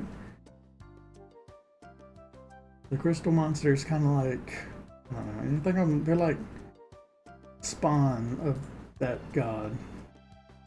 They go around and do its bidding. I didn't save anything, so I don't really have anything in mind. Outside of some vague tentacle thing. But I think it would be more, because it's alien, maybe it's got technology. Maybe it's like little drones, which would be interesting because then you've got a mostly biological world, right? There's no like big technology stuff other than this guy. So I think that might be a good idea because then when you look at this monster, like us as, you know, humans, we know that that is not a, you know, an animal. That is a robot. And that kind of builds up this mystery of where the robot's coming from. It would be kind of interesting. I like this idea, like that's part of the alien tech. So it's just got to be kind of like an alien drone that turns things into crystals. I'm going to make them look really beat up and run down though, because a lot of time has passed.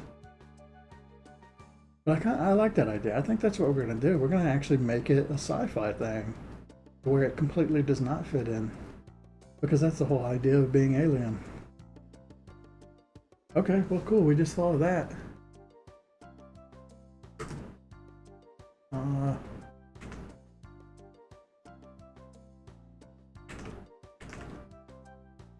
I got my pen in the way. It's keeping me from typing. Or hitting parentheses. There we go. Yeah, we'll do that. That's kind of cool. So when it turns things into crystals, I'll probably have it do like a Mega Man scanner thing, where it like scans the thing and then the crystal just kind of forms. So if you like get away from, or if you get out of its scan range, it won't be able to turn you into anything. But if you stay there for too long, it'll kind of like cause it to form or something. It's kind of like, well, it's not, I don't know, it's sort of spoily, but I'm going to be very spoily on this whole vlog. But the idea are these things are turning things into crystal because that's how the alien god like absorbs power. So it's basically going to be my excuse for like mutating things. Small creatures get turned, well, they get turned into the crystal and they stay that way, and occasionally they'll become like a crystal zombie kind of thing. Which, like, the whole area is just full of crystal zombie versions of other monsters. So that was the whole reason for that. Like, there'll be a lot of bosses, right? Some bosses that we fought in the final area, which makes the final area so dangerous. So that's why I was like, yeah, whatever the crystal is, it mutates things, or if they stay in it too long, it turns them to sludge, basically.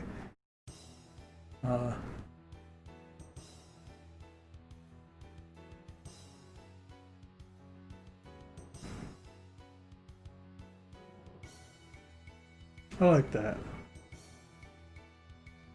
I'll have to figure out what it looks like, but I might want to just take some time to design what the alien civilization looks like, even though they're not really in the game. You'll see a ship, you'll see a weapon.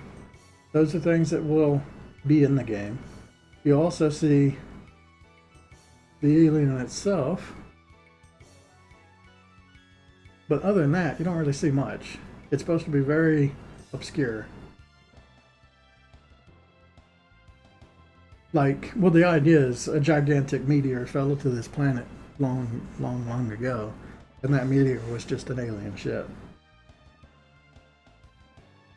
Which, yeah, it's huge spoilers, but it turns out our character that we're playing is just, it's a human god. So, well, it's a human that died. On this world, ghosts get turned into higher beings. So a bunch of basically humans and aliens are fighting. They all killed each other. And there's a ton of their wreckage in space around this planet. And since then, nobody's been to this planet. So that's my big backstory.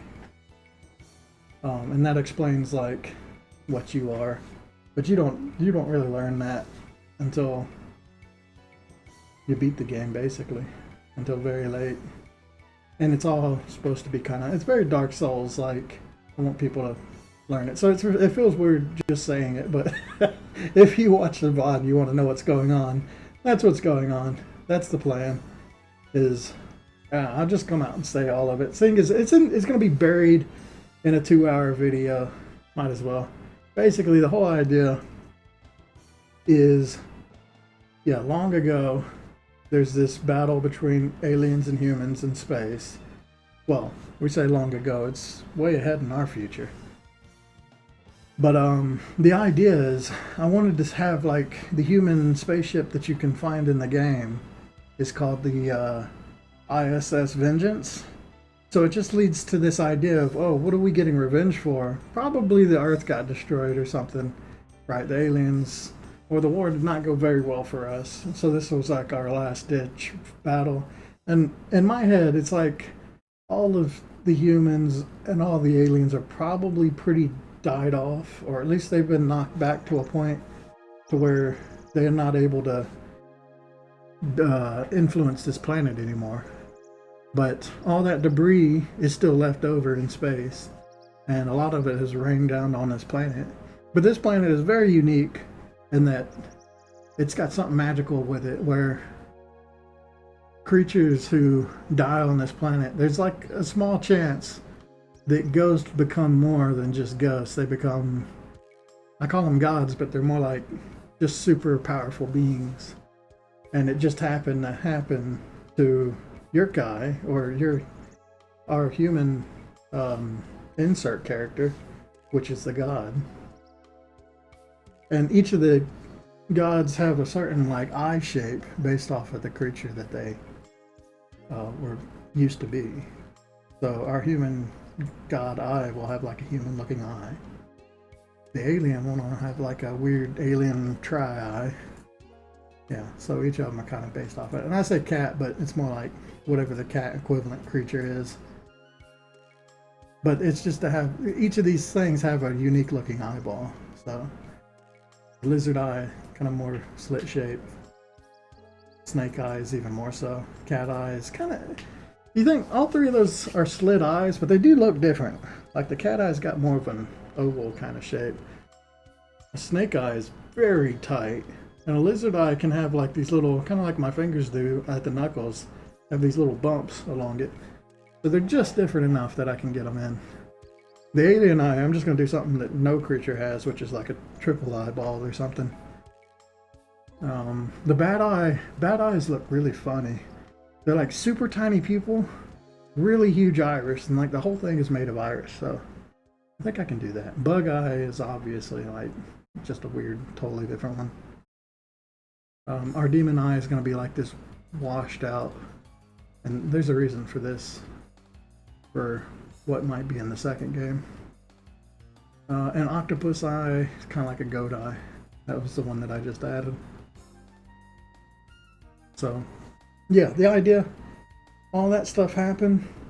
Your character basically rose as this new creature, and these creatures are like fish in a pond, small fish in a pond. They all consume each other to get, you know, larger and more powerful. I don't know. That's just how I think of them. They're always at conflict with each other. And it goes all the way up to a point where,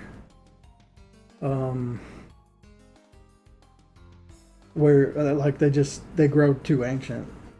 And there's one of the gods in the game, what I call the God Slayer, but it's really just one that has grown.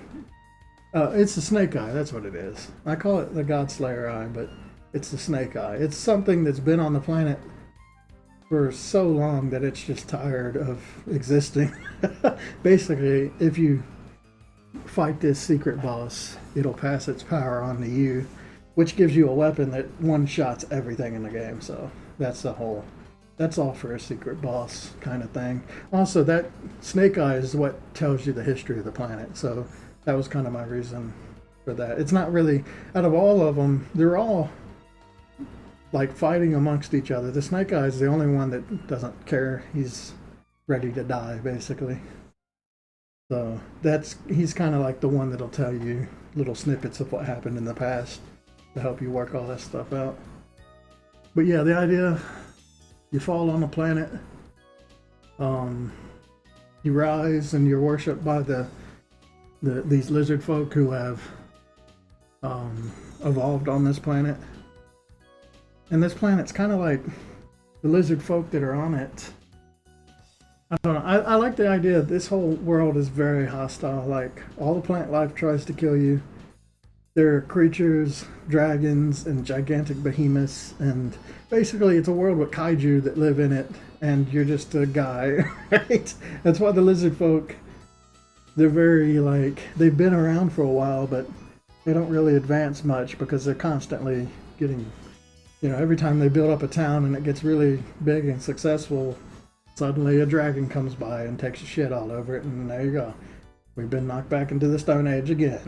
That's kind of the idea. But with you, I think the idea is there's like, you're able to build up a really advanced kind of civilization because they have your power and, you know, they worship you.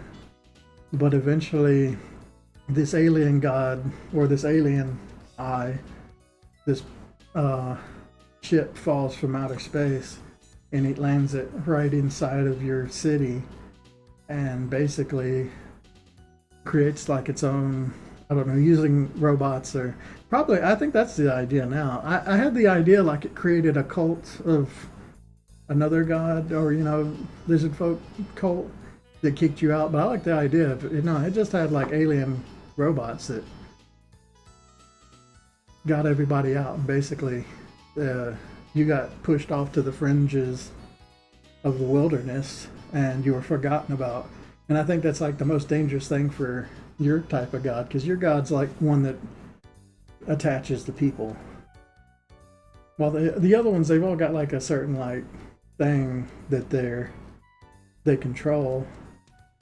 Yours is more like you control life, and if there's no life that, you know, if you have no believers, you're just useless.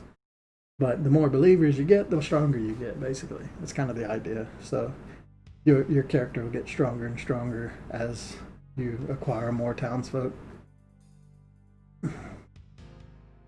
So yeah, that's kind of like where we start the game, is a lizard man just happens to, who was like sacrificed for being, oh my goodness. I'm talking about the whole story now.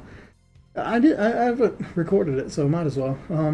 Yeah, lizard man, he's a mix between, there's two different races. There's the Lian, and actually I can show some images to go along with this explanation so we're not just looking at this.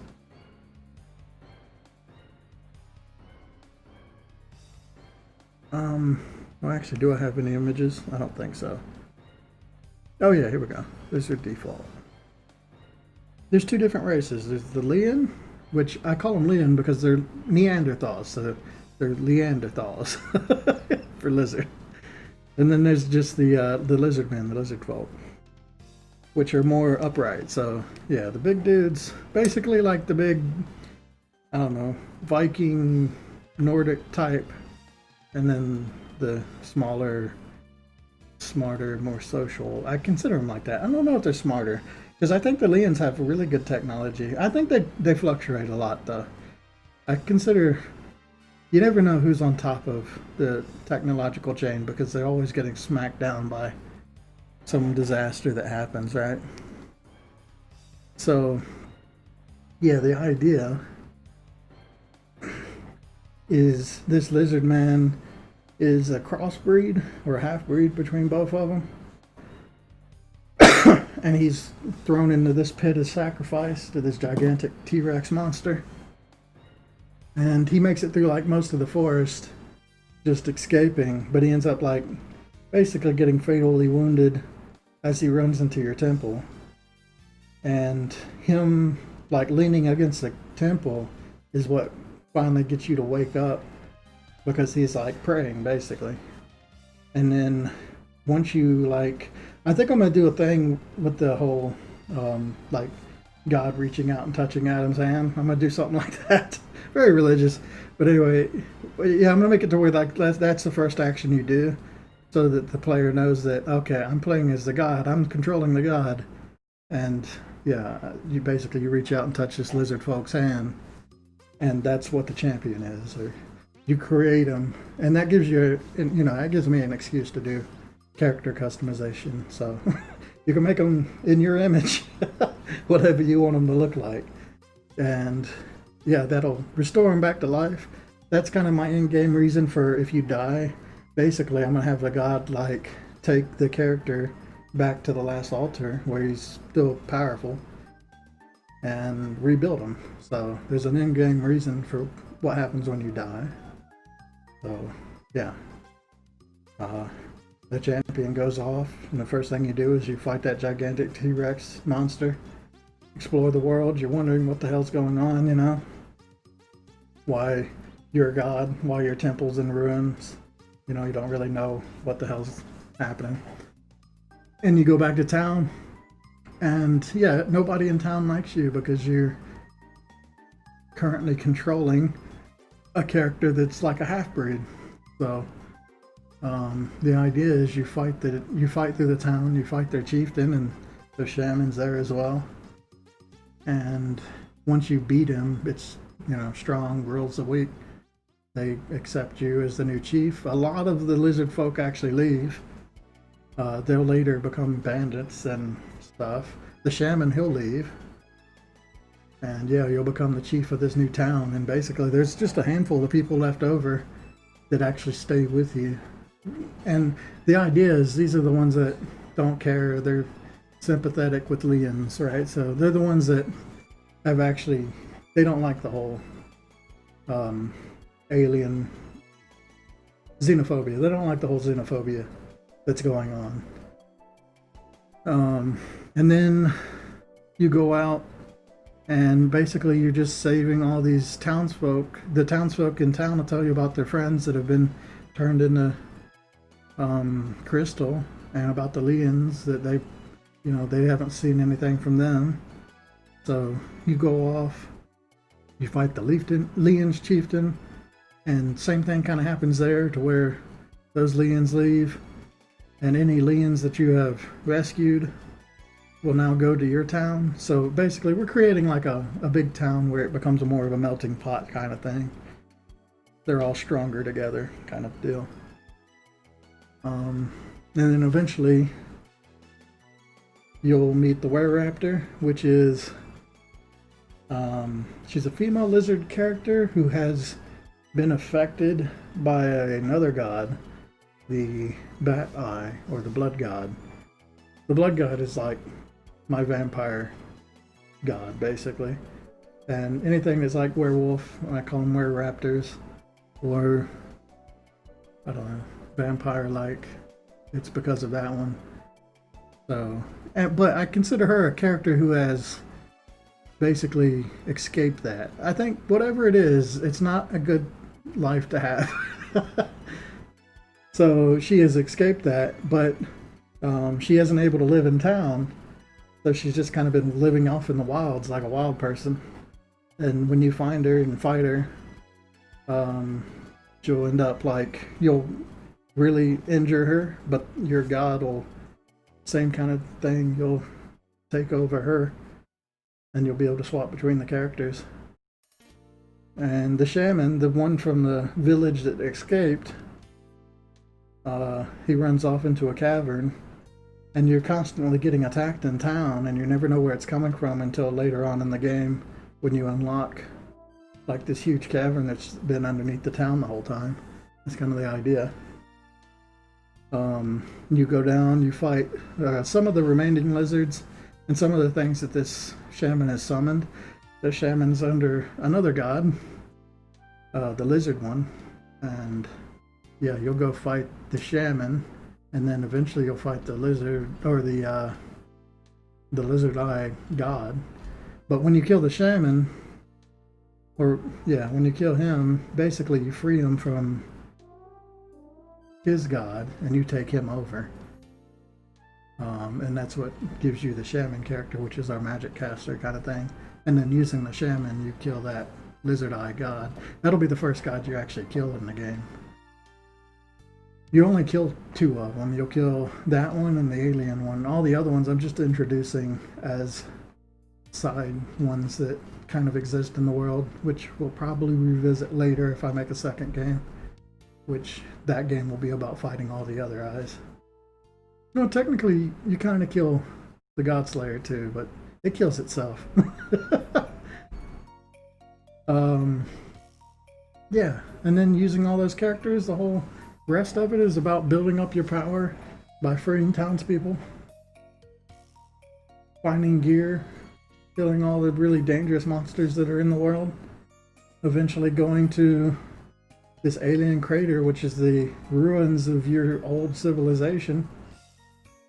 Oh, and throughout the whole game you're talking to this this wanderer who is basically the Snake Eye in lizard man form, just like you are. He's kind of telling you about what happened in the world, so you can better understand the backstory.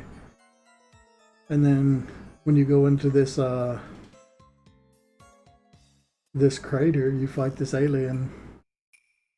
But yeah, one of the alien, after you kill it off, it, like, the body disintegrates, but the eye, the alien eye, it was a god the whole time, and it arises. And then using your superpower form, you go off and you have a battle in space. That would be fun. And kill it. And that's the end of the game. That's the final boss. So that's the spoilers for the whole game. The whole idea is all of that's supposed to be told through like environmental storytelling, and there's some conversations, but it's never like directly told to you. It's just something that I let people figure out for themselves. Or, you know, if they want to watch this VOD, then they'll know. I'm sure I'll talk about it again later. It's fun to talk about, and just, I gotta keep reminding myself what my story idea is too, because it's such a long thing that it takes a long time to go through it all. But yeah, I've got like in here the different bosses, and there's like the alien god. He's got basically 5 different forms. I wanted a really big final boss, so he goes through 5 different forms. Though the first one's kind of a joke. When he turns into a alien god, he basically just kills all of the, or he doesn't kill them, he defeats all of your lizard men. So it's a helpless battle basically, until once he beats everybody, he'll fly off, and that's when everybody will rise up and you'll gain your independence basically as a god. You won't be linked to these characters. And you'll fly off and fight them in one-on-one god combat. It'll be great. So now that I'm thinking about it, when I was doing these cradle versions, I was thinking they were just basically the monsters that I did before. A lot of them are bosses. There's a few enemies. And I was just going to call them like crystal monster versions. But now that we're adding in the whole technology aspect, it would make sense if they have some like technology on them, right? Like they're biomechanical. So I like that. I should definitely do that. I don't know why I didn't consider that till now. I was just going to have like, I don't know, like the baby dragon boss monster. I was just going to cover it in like some crystal or something, but instead I can just make it look like it's been altered with technology, which will make it more dangerous. And it's the reason why it's defending this crater. And it goes really well with the whole theme of your god is the god of life, while the alien god would be more of the god of artificial, you know, like technology, I guess. It's basically my whole story is that story of like barbarism versus technology, or yeah. So like all our characters are very barbaric. His character is very like refined, elegant. And the same thing would go with our technology's low. His technology is like has got to the point where it's no longer human. I guess you can say it like that, even though it's alien. It's no longer biological. I think that's the idea. Instead of going crater, I'm just going to say anything crater has got some technology spliced into it. I'll probably watch that one movie where they're on a derelict ship and an alien is like combining people and machines together. I think it'll be very similar to that, which is actually kind of cool. There's a lot of retro games that were like that, where there's like biological alien monsters. Contra just comes to mind, so actually that'll make it even more similar to that kind of style. I like that idea. I think all the crater stuff is going to have all the crater variants. They're going to have some sort of technology on them. I'll try to make it look alien though. I don't want to make it look like cyborg, human cyborg type of thing. I want to make it look like alien technologies on them. Anyway, dang, how did we get to that? I was talking about this. I'm going to do the lava cultist next. Which, I think, I don't know, I'll have to consider what I'm going to do with this. Basically just taking shaman, taking certain frames from the shaman animations, and I'll have to just twist them. Basically these lava cultists are the demon eye, or yeah, they're under his influence. So I gotta make sure they reflect that. And I might even do something where later on there's like a demon boss that you fight. I might make it to where anything that's under his influence, kind of like the vampire one turns things into a different shape. And so do you. You turn the lizard folk into a different shape. So the demon ones probably will make the lizard folk look more demon-like, but you know, like a lizard man variant of it. So if I can, I got to think about that when I make this variant. But my idea was these cultists are just covered in full robes or whatever, so you probably wouldn't even see it anyway. I just basically I'm gonna have to think of what do demons look like in my game, because I haven't done a demon thing yet. The only things there'll be are these lava cultists and the demon boss. But if I did a second game, there would be a lot more demon related enemies when you fight the demon boss. Really, I'm just kind of like planning for the future so that things make sense and kind of hints towards that. I can even make it, these things need a death animation. I had them fall in the lava. I need to have these things, I think I'm going to have anything that dies that's part of a, kind of like a god's influence, just burns up. Like those octopus, they burn up, and the mermen burn up because they're part of the octopus god. So I think these lava cultists, they need to burn up like they're part of the demon god. And also our character, when our characters die, they burn up based off of our god. So basically, yeah, any enemies that, and the way you can look at that is they're not actually dying. They're just like our lizard man gets taken back to an altar. That's what's happening to these guys, is they're not actually dying. They're just all part of his people or whatever, his domain.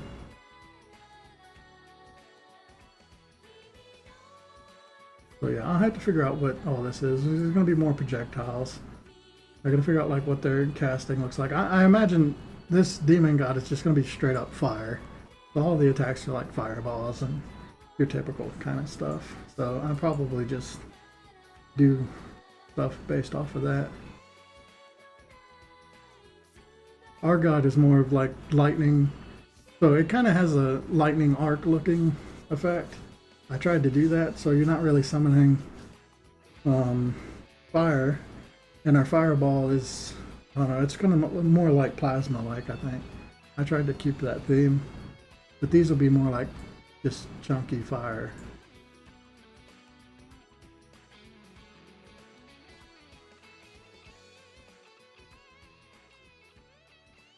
Yeah, I'll probably do that same thing that I did with the merman, which means drawing more fire. Ah, I hate drawing fire.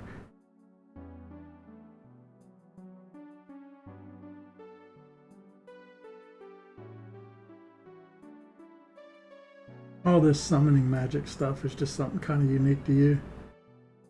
I think the rock god can kind of do it too, but he creates golems while you create like living creatures, basically all the creatures in the game. You create your own versions of them. That was something I don't have. I don't have the rock golem. I've got a slime golem, but I think there's supposed to be a rock golem enemy too. I don't know why that's not on this list. Did I get rid of that idea? I know I was going to have like town guardsmen go into the caverns with the shaman, but the shaman was supposed to also have like golems, and I think I left out the golem part. The golem is basically what this slime golem is, just a rock version of it. So I think I need to add a golem in here. I don't know, I'm gonna look at that boss. Actually, I can look at that boss right now. The end of this stream is gonna be a lot of talking. I don't know, I just need to remind me of this stuff. So this is the shaman fight. Oh, Katorm spawn. I was gonna use the Katorm instead of the golem stuff, because the Katorm is basically like this lizard god's, it's giant creature. And that's what the boss is. Avatar of the rock god, yeah. So it's like a giant worm that lives in the earth. So, and it's got these little creatures, these Katorm spawn. So the idea is when you're running towards the shaman, you can encounter these monsters town spear and the town javelin along the way. So yeah, okay, I replaced the rock golems with this. So whatever these are, I just gotta remember they got kind of a rock element to them.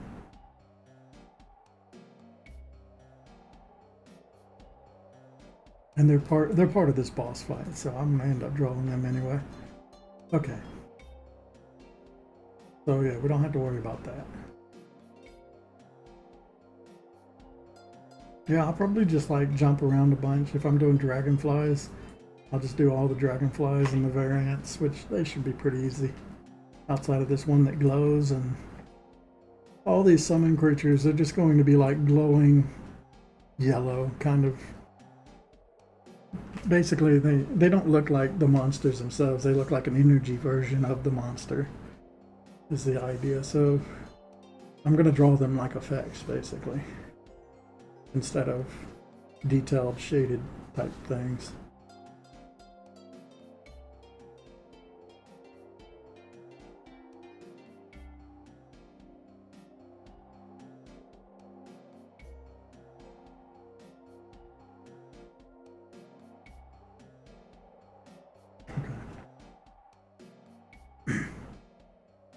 But actually, am I doing that now? Let's look at my outline. This is my big outline.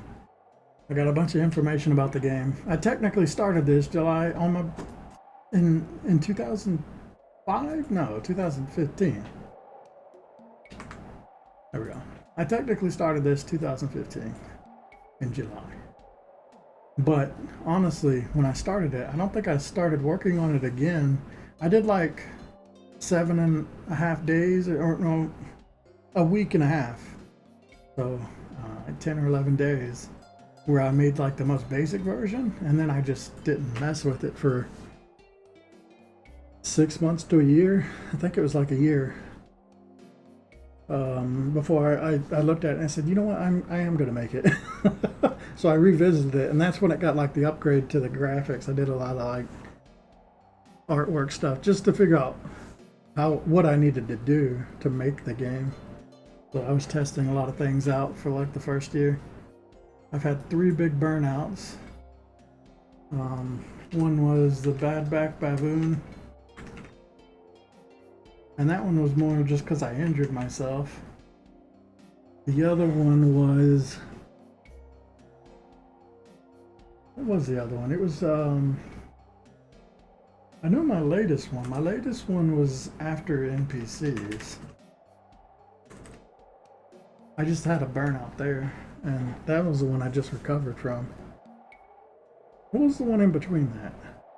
I think I went to work or something, and it was just hard for me to get back into it after taking like 3 months off. It's kind of hard to start back up. I don't know, I'd have to look through all my stuff and find out. I think it was just before NPCs, actually. I think I did a couple NPCs and I burned out before I finished them. And it might have been because I went to work. And when I came back, I was like, I just couldn't find the effort to get back into it. But I'm gonna record these things so I remember. We'll follow the trend and try to stop that from happening. But each one of these burnouts were like half a year long. So you're gonna add a year and a half here. I would be a year and a half further along if I had not had this problems. And then another year and a half or another year. So like 2.5 of these years and the last 5 years have just been me not working on the game. It's a shame. I don't know. I don't want to think about it too much because I don't know. You can really hate yourself if you dwell on that kind of stuff too much, I think. I think the best way is just keep the mind that sometimes they're going to burn out. Like me, I thought I was past burning out probably after this one. I got into such a good groove, and then all it really took was taking a break from it to make me lose that groove. And then after this one, I can't even really explain this one. I was working on it really well, and then I just had a period where I got really depressed or something, and it was hard for me to do anything, like literally anything. It wasn't just working on the game. I basically took a year or half a year off my life. What do you think about it? Anyway, room size. That's what our character size is relative to the screen.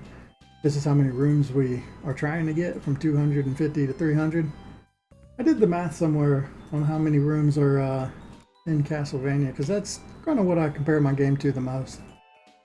And Castlevania's got like 250, 249, that's half of them. And then when you flip the castle upside down and do it again, it's 498. And these are each of the different things. You'll read like some Google stuff that it says it has thousands, but the way they count rooms is like each block that's revealed on the map. The way I count rooms is when you go in a door, that's a room, and then, you know, when you leave. And then I don't count like, yeah, I didn't include all these save rooms. They don't count. They're just reskins. I mean, they kind of count, but then again, they're not like a unique room, so I don't count them. Teleporters, transitions, all these things. There's a bunch of them in there. And I did do that. The game takes about 11 hours to beat. Probably not even that much. If you go real slow at it and explore everything, then it should be about that. There's about 100 enemies in game, 24 bosses. And yeah, I've been just kind of comparing my game to that. Trying to get similar numbers so that I know I have a substantial enough game. It's easy to feel like, you know, how do you know when you've made enough game? Or, you know, I figure as long as it's got the same kind of duration that Symphony of the Night has, it should be alright. I got a couple like cheaty rooms that'll be in these two areas, because these two areas are a lot different from normal rooms, but even then, I got 208 just from like unique areas, and these are unique rooms, so I think I'm doing pretty good.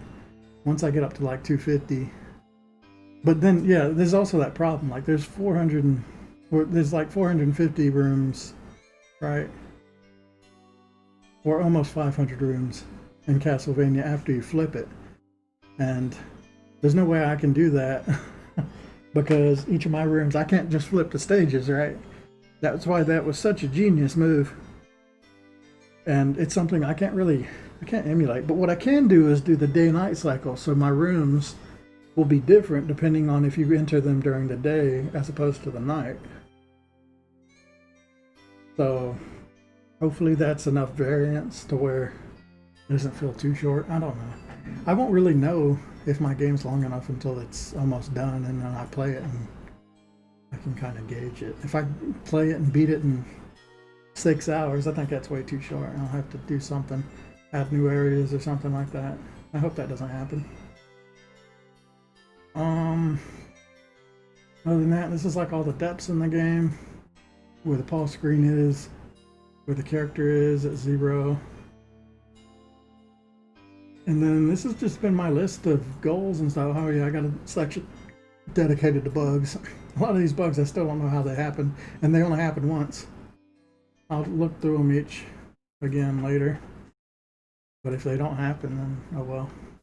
Yeah, it's just the stuff I did. Floors, climbable background, yeah, ladders. This is like all the early stuff I did in the first,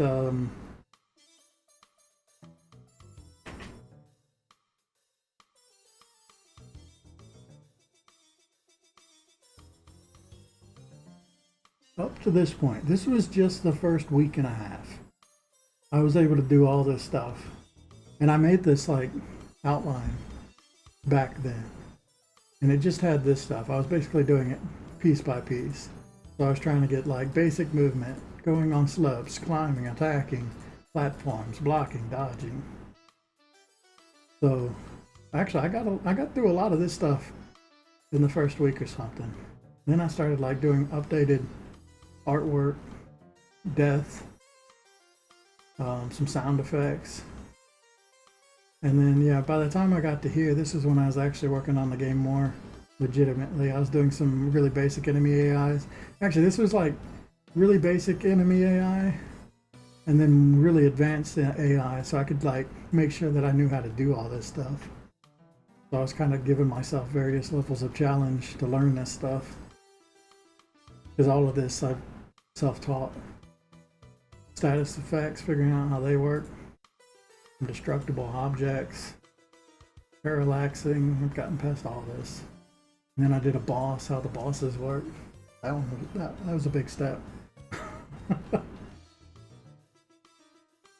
Then there's a lot of like menu stuff to learn. And this is the first time I took a break to go to work. I even put that in there. When I go to work, it's like I'm gone for 2 or 3 months. And then I have to pick it back up. And I think after this break, I did pretty good. So I could even do something like creature artwork one. This is where the first burnout was.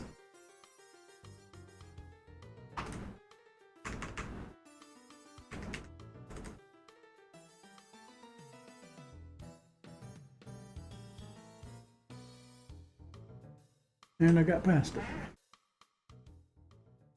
I was doing monster artwork and monster scripts. I built all my stages, got the day-night cycle working. I did this bendy flora thing, which I still don't really quite understand how to work, but I kind of got it working. I'll have to revisit that when I do stages.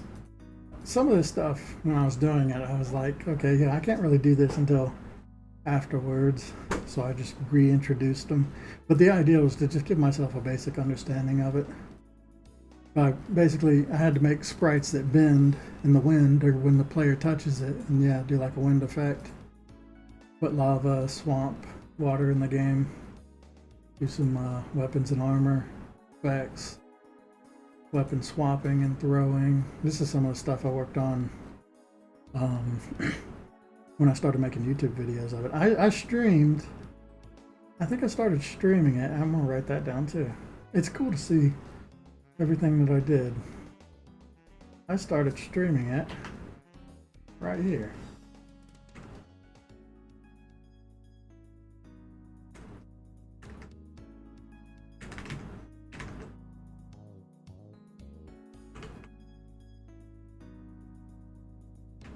It was a long time ago. That's when I started streaming it.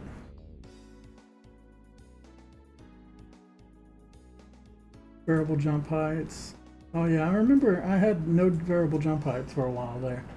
That was something that I just like avoided for way too long. So I finally did it and I was like, oh, okay, that was easy, and it was definitely necessary. It's just controlling how high you jump based on how long you hold the button down. It's actually pretty simple to do. Oh.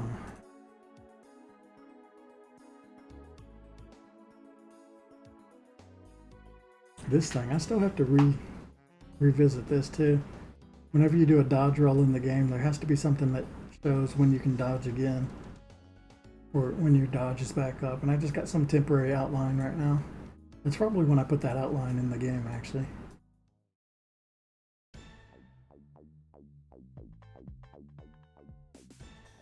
All other monsters, the Were-Raptor. This was a long time. All these animations. And then NPCs is when I had my second burnout.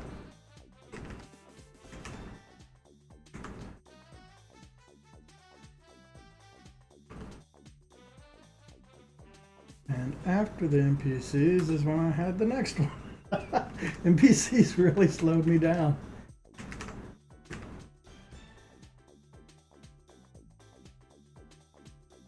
Actually, it was the selection marker that I think I got caught on. I still never finished that. I skipped it. See, when I started up again, I was like, I'm just going to start doing animations instead. I'll have to revisit that.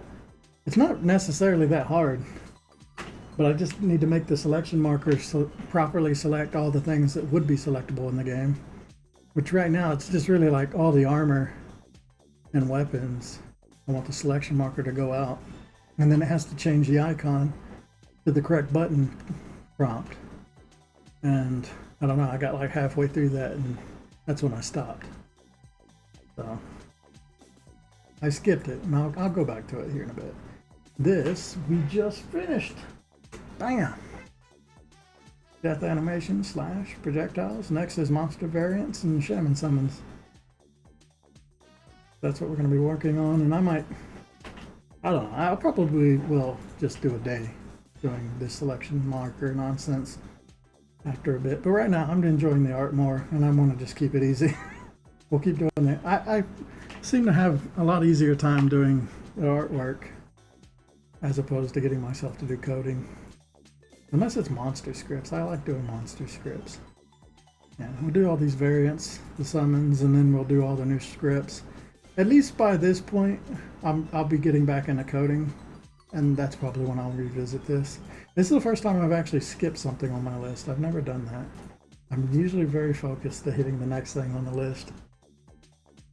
And that can be a problem because I'll get hung up on something and I'll never want to go back. So I think it's a really good practice to just skip ahead, go to the next thing. But yeah, monster scripts. I'm gonna place all the traps in the game, place all the monsters, and once they're all done here, it's basically all the monsters done. I can put them where they go in game with the traps, and then I can play through it. You know, get a feel for it and see if it, you know, feels good. I can even, I don't think I did it here, but I can create all the weapons and armor and just use the same sprites basically. I can just put like, I started doing this later, but just writing text. It's so easy in game to just write text for something. So I can put, basically I'll make all the armors and weapons and it'll all look the same, but I'll write in text, this is the whatever type of armor, and this is the whatever. So, and then once I actually do the weapons and armor, I just put them in where they are at. So it would definitely be in my interest to do all the weapons and armor here.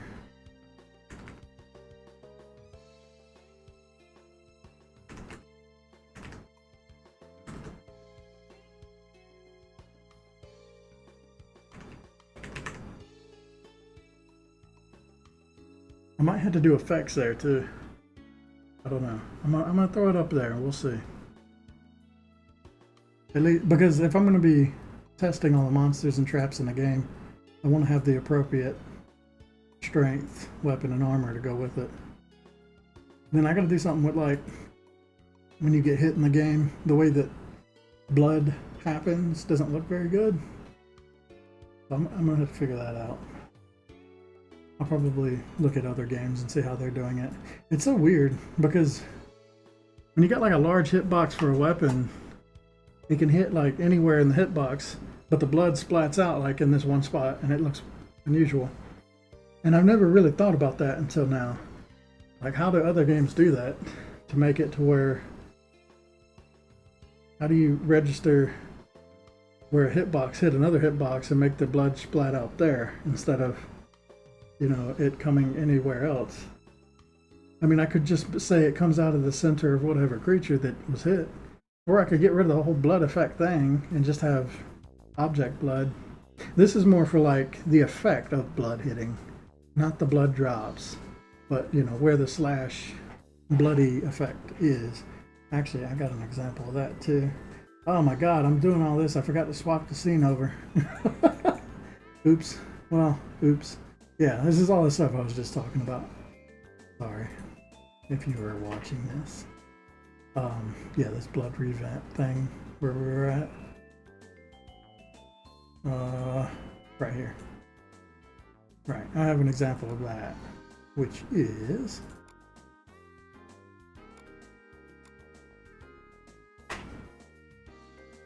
this guy. When he hits him, there's a big like splash of blood and then it flies. See it? And it works really well in this game. I had to look at it again, but it seems like it always comes out where your sword is. And I gotta wonder, for the weapons that have like long arcs, where does the blood hit from? I might just play the game again and see what they did.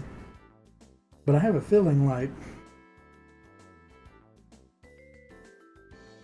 I don't know. All this will always appear at the same spot, but where the blood splatters out from the hit itself, that first little bit, I gotta figure out how to direct that especially for like large monsters. Like, okay, think of it this way. I got a gigantic monster and you hit it on this side and the blood splatter appears in the middle of it. It just doesn't make any sense. That's kind of like why. So I can make it to where the sword effect itself is what sprays blood, which might be the best way. At least then it's close to where the weapon hit. Maybe that's the way to do it. I don't know. But that's what that whole step is about, figuring out how to make that look better. Now that we're looking at it.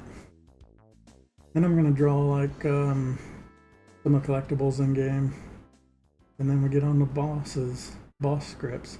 I think I'm going to do this. We'll do a boss. Like this Trober is our first boss. I'll draw all of his stuff, and I'm going to do both of these at the same time, basically. And then I'll put them in game and get a script working, and then, you know, fight against him. Make sure it's good. And once he's all good, he's in the game where he's supposed to be, we go on to the next boss. And yeah, just keep proceeding like that until we've got them all, and then we can kind of like test the game. I put that in there just to test it again, because at this point we've got all the bosses are in the game, all the monsters, all the traps, technically all the weapons, though, you know, I don't have the artwork for it, but the stages are in the game. There's no artwork for them, but all the like the essential stuff would be in once bosses are done. So the rest of it's just making it look prettier, right? But up to this point is the meat of the game, so I can kind of like test it and see how I like it. And if I like it, this is the point, you know, if I'm going to make any more corrections, it has to be done at this point. That's kind of like what this is about. So instead of can be completed, this is like last chance corrections. So yeah, that's to remind me, this is the last chance. If there's any like additional stages that need to be created to fill the game out, or anything new that I need to draw, maybe I feel like I need certain like new monsters in certain areas, or maybe certain monsters don't fit in certain areas, so I have to, you know, re-edit them. Basically, I should be able to figure out a good majority of that stuff at that point. And then it's just drawing things to make them look pretty, drawing all the stages, all the background stuff. There's a lot of art in there. I don't consider this to be as hard as like drawing the bosses themselves, though. There's some animated stuff. I mean, the animals, but the animals are all pretty simple too. They're usually like 1 or 2 animations per animal. And usually they're in the background, so that it's not like they got like fancy deaths or anything, because they're uninteractable. They're just there for bringing life to the scene. Same, I mean, props will have like a destruction thing. I'll have to figure that out. I want to have some like breakable objects in game just for the game feel. Now I have to figure out like all the secrets and breakable walls and stuff. I'll have to draw all that stuff, get it put in game, however that works. We'll have to draw our traps. Like I can place the traps down, but they don't have artwork, except for the berry trap. That'll have it. Everything else, I don't have the artwork for it, because I want the traps to kind of blend in with the environments that they're in, so it makes sense to draw them while I draw the environments. So that like the thorns that are inside of the areas that are on this, or these 2 areas, they need to look like plants that are in those areas. So there's no sense drawing it now and then redrawing it again.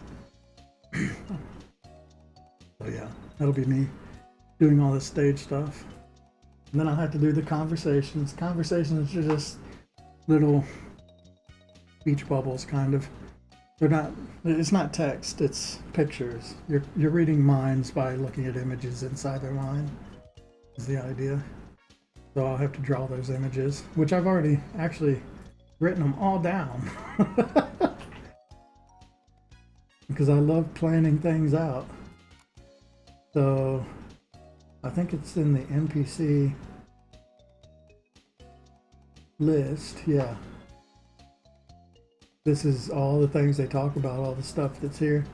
So this is all the stuff I had to drive, and I'll probably put these in their own document when I get to conversation, which is not too bad. And they're all single frame. It's just me drawing a little image that fits inside of a bubble that is hopefully conveys what I'm trying to get across at a glance. That's the important part of that. Weapons are not that difficult because usually the weapons, I draw it from like 3 different poses, right? It's like from the side, slightly bent, and then facing the camera. And then you just like copy and paste them where they go in the animation. So weapons aren't that difficult, but armor is very difficult. It's I'm drawing armor on every single frame of animation, and it's not difficult because I'm not animating anything. It's just super tedious work. Basically, I mean, I don't even want to think about this, but there are 13 champion armors. Just an example of this. The champion has like 300.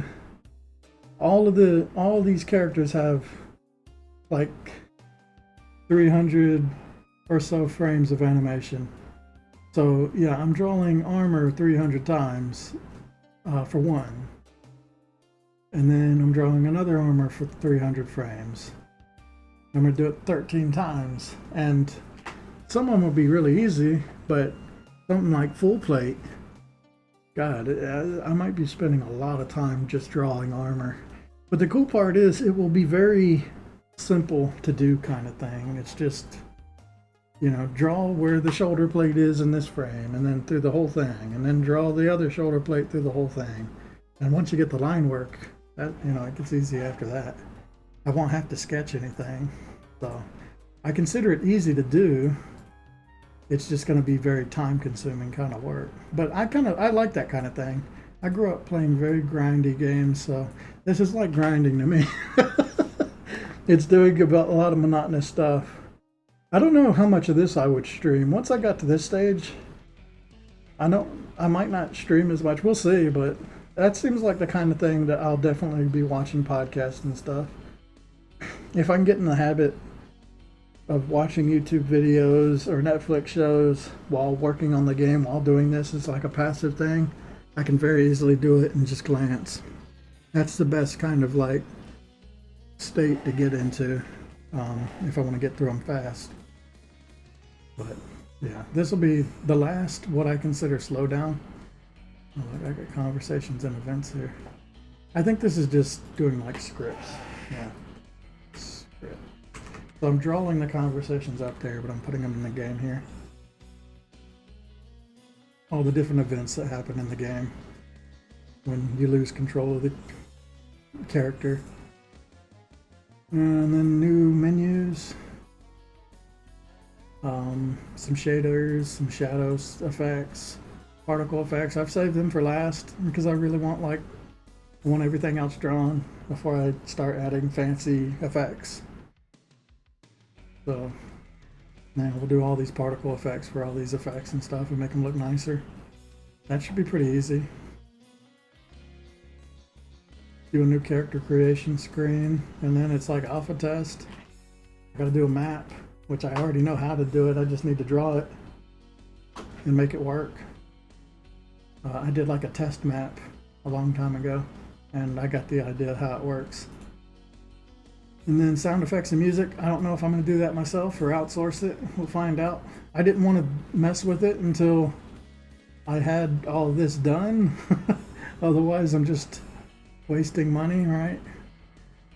And I think it helps doing music if you just have a game to apply the music to. You have like the feeling of what an area is. I think helps a lot. So yeah, I'm gonna save musical stuff for later. I might start working on that somewhere in here when I feel confident about it. Yeah, after that it's just like whatever I need to do to sell it.